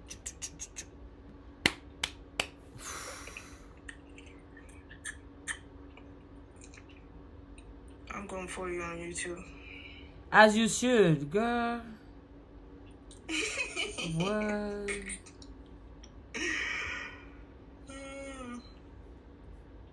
I'm happy for you. Oh, thank you. This is just the beginning. This is nothing, actually. Well, I'm sharing my story for anybody. If this can motivate you, it's possible. If I was able to do it, anybody can do it. Be consistent, believe in yourself. It's not impossible. That's why I love to share my journey, because I believe if I can do it, anybody can do it. But I believe I can, so you must believe you can. You don't need no shoes to do it. Well, you see me, I don't wear no shoes. With or without shoes. Just leave your clothes on though. Leave Oh. them on. I mean, if you got abs like I do, you can remove your shirt, you know, a little some. Hey. Lovely. I love it here. Lovely. Well, nah, we've been on live for what? 2 hours and 45 minutes. We just be here. This is a job, y'all.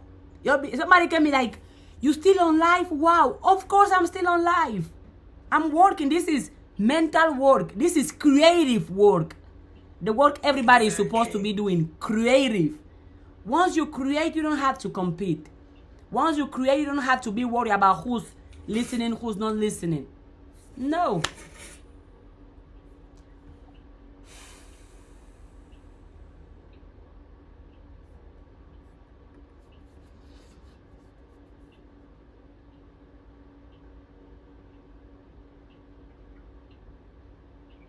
You manifested this. Well, Am I lying? no, you are not. You are not. No, you are not. Oh my god. You are not.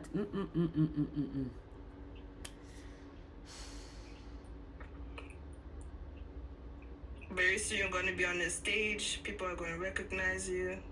I'm ready. Well, let's see So what. many opportunities and doors are open for you. And I'm ready for that. And I'm happy already. Give thanks in advance for all of that is coming. So you want to say anything to close? Because we're not going to be here. It's time for me to go work out. So any last words, Priscilla? It's The queen. It's the Yahoo. I mean, like Yahoo? Girl. Is YouTube? Is it acting weird? Cause I'm only seeing like some white. Like I can't see the full description. Like I can see, for the last couple of days. They better not be playing. I was able to go ahead and subscribe. Yeah. But it was acting weird. Like I don't know. It's like when you're looking people's like what's the message about or whatnot. When I just clicked on your thing, it was just. Girls, just a quick question. You guys are in the US, right? Yes, ma'am. Well, I am. So I am too. Okay, so you so obviously there's still TikTok, right? Yeah. Okay, but I'm gonna follow you on YouTube. I hope I will not lose because I heard something about banning or something, but yeah. Well, Yeah, I don't think I don't speak that over here because I don't believe it will happen. So I only say TikTok gonna be here for the next 20, 40, 50, 100 years. That's what I speak. That's what I believe. Yeah, exactly. It better. Exactly.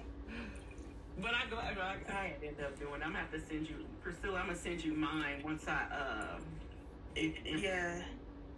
Okay. Yeah. All right. Okay. Well, you guys have a great day.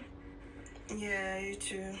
Everyone, believe in yourself, recognize your value, and you have a lot of opportunities waiting for you. So prepare for it, focus on yourself, and invest in yourself.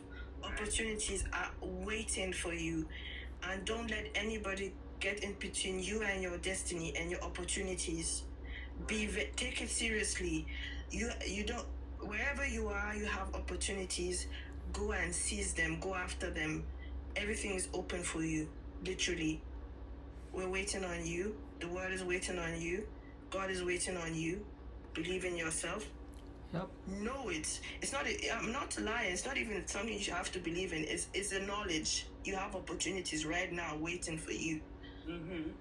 So just go after it, and don't listen to anybody else but the truth. That's it. Right. So have a good day, y'all. Be coming here if you want to listen to good things. Be coming on my YouTube because it's only positive over here. Positive. And thank you all for the two queens for being with me for the past those 2 hours, just conversating, sharing their wisdom. I appreciate your time and your energy. Thank you. Thank you too. Bye bye. Bye.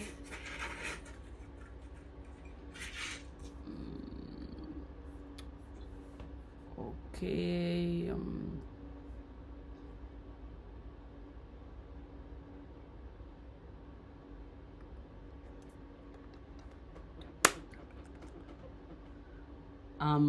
Into all of you, the viewers, no, the goal's still the same.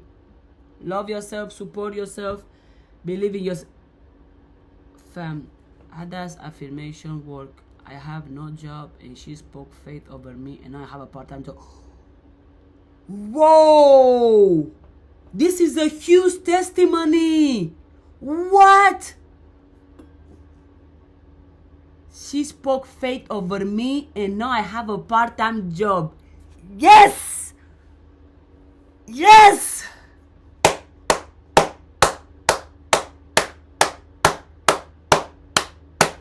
Let's go. What?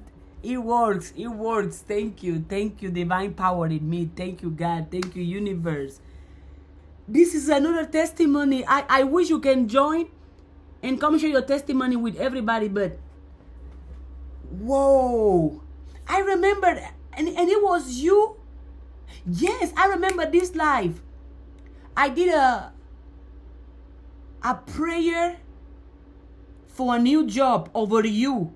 I remembered, and now you got the job. This is the testimony. This is, thank you. What? Thank you. This is a confirmation to me that I already know it works, but just increase my faith and increase my belief in all I have been teaching, all I have been preaching. Thank you for sharing your testimony. And I got accepted into the nursing program. Whoa!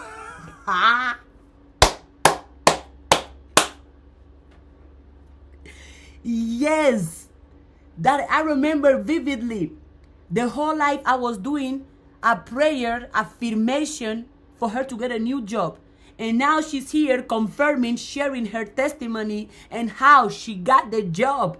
And she just said, with the affirmations we did, with the prayer we did, and by me speaking life into her, speaking money into her, speaking prosperity into her, now she got a job and she got accepted into the nursing program she been wanted to accept.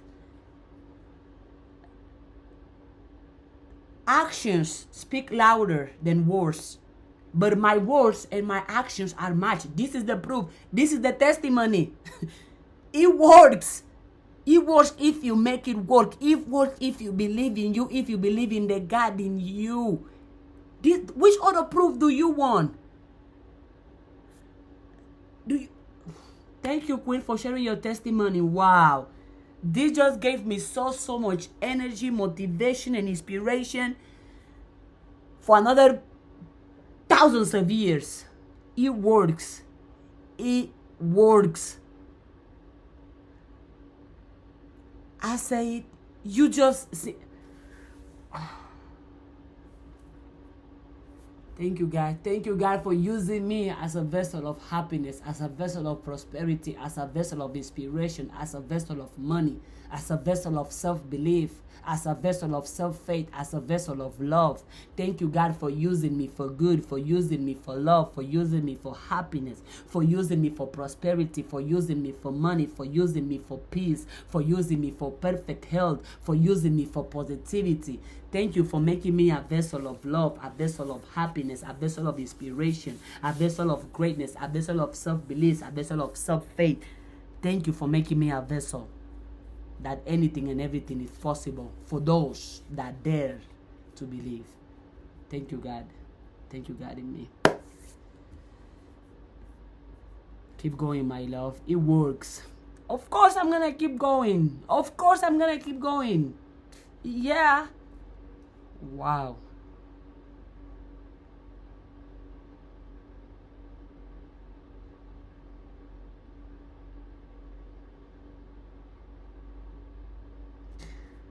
I zoomed out for a minute, but hey, I'm back.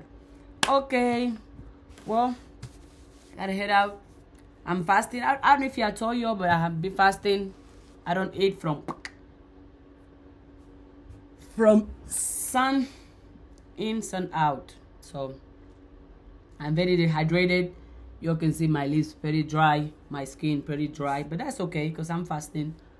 I'm gonna eat in 7 hours. I haven't ate since I woke up. So it's been, I think this is my, what, 7th day? Why? I'm not fasting for religious purposes, by the way. I fast by choice. I fast because me fasting, to me, I'm teaching my body that I don't need food to survive. And I trust that my body was created perfectly, that my body was created to function perfectly without food. So this is why, and I'm teaching my body self-love, that it is okay for you to not have food, because you love yourself. The love you give to yourself, you're giving yourself sun, you're giving yourself positive thoughts, you're giving yourself positive affirmation words. That's food too. So I'm fasting to teach myself self-love, and because I care about myself, right? I don't think my body needs to be consuming food all day, every day. No, I don't believe that. I believe my body functions perfectly without my help. And if I can help my body to function perfectly, I have to help it with positive words, being in a positive environment, being around nature, and let the sun kiss my skin. So after I'm done here, I'm going to work out and don't go sit outside for at least 2 hours, just letting the sun kiss my skin. But yes, no food, no water. I don't know. I think I'm going to do it for what? 2 months, 3 months, 1 month? I don't know. Whatever my body tells me to do. But I'm doing great. See? I know you all couldn't tell that I'm fasting because of how much energy I have. Y'all see, right? Oh, but if you fast, you're going to be in the ground. You're going to be dying. That's false. Look at me. Can you tell I'm fasting? And I have been here speaking while working, right? Working, taking notes, preparing, working on my ideas, working on my mind, writing. And I have been on live for 3 hours now. And I have been clapping, I have been jumping, and I'm thinking clearly. And I don't have food on my system. I'm thinking clearly, I'm speaking clearly, and I have zero food and zero water in my system since I have rice. Well,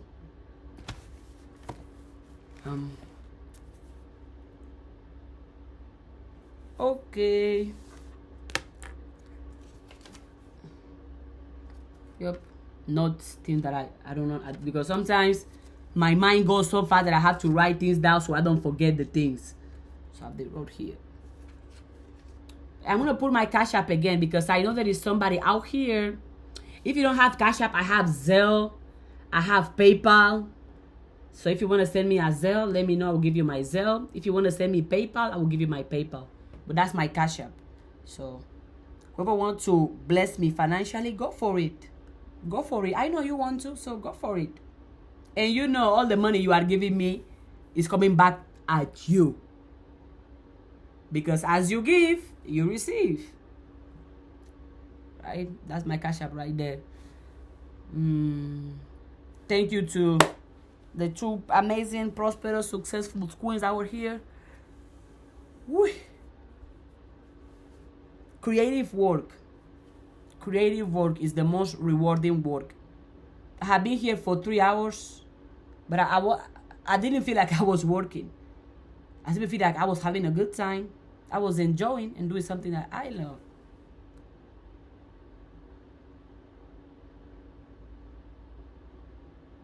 So,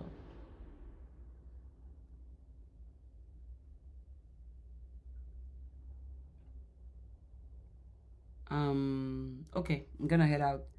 Thank you, everyone. Please love yourself, support yourself, and believe in yourself, no matter where you are.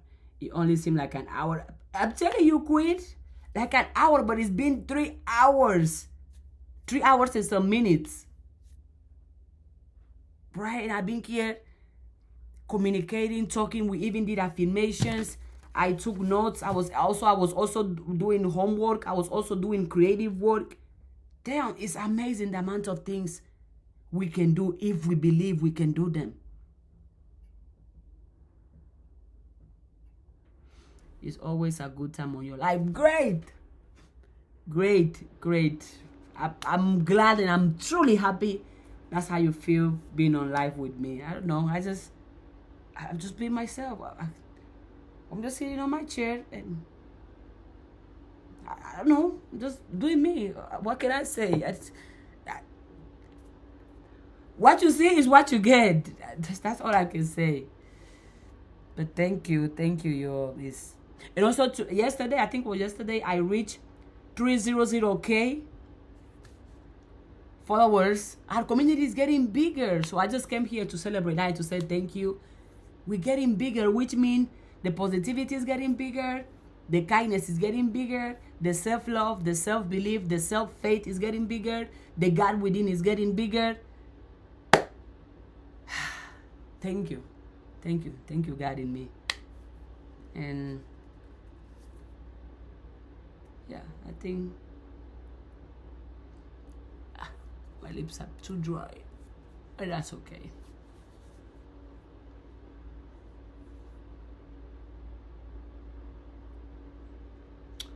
Okay, yo, whoever is here, there is 18 people here. My Cash App, I'm gonna put it one more time because they say repetition is key. And also, God says you receive not because you ask not. So I'm asking. Where's my Cash App? Can I check it? I don't even. What did I do with it? Anywho, you ask not, you receive not because you ask not. Well, I'm gonna put it on a test. God, I already put my Cash App and I'm asking for money. I don't know the amount. You pick the amount. You pick the amount. But I'm asking for that money. I know I received that money and I rejoice because of that money. Yes, I do. I receive money. I multiply money. Money. Money. Money. Money. Money. Money. Okay. Bye. You get the flow. I like your dance.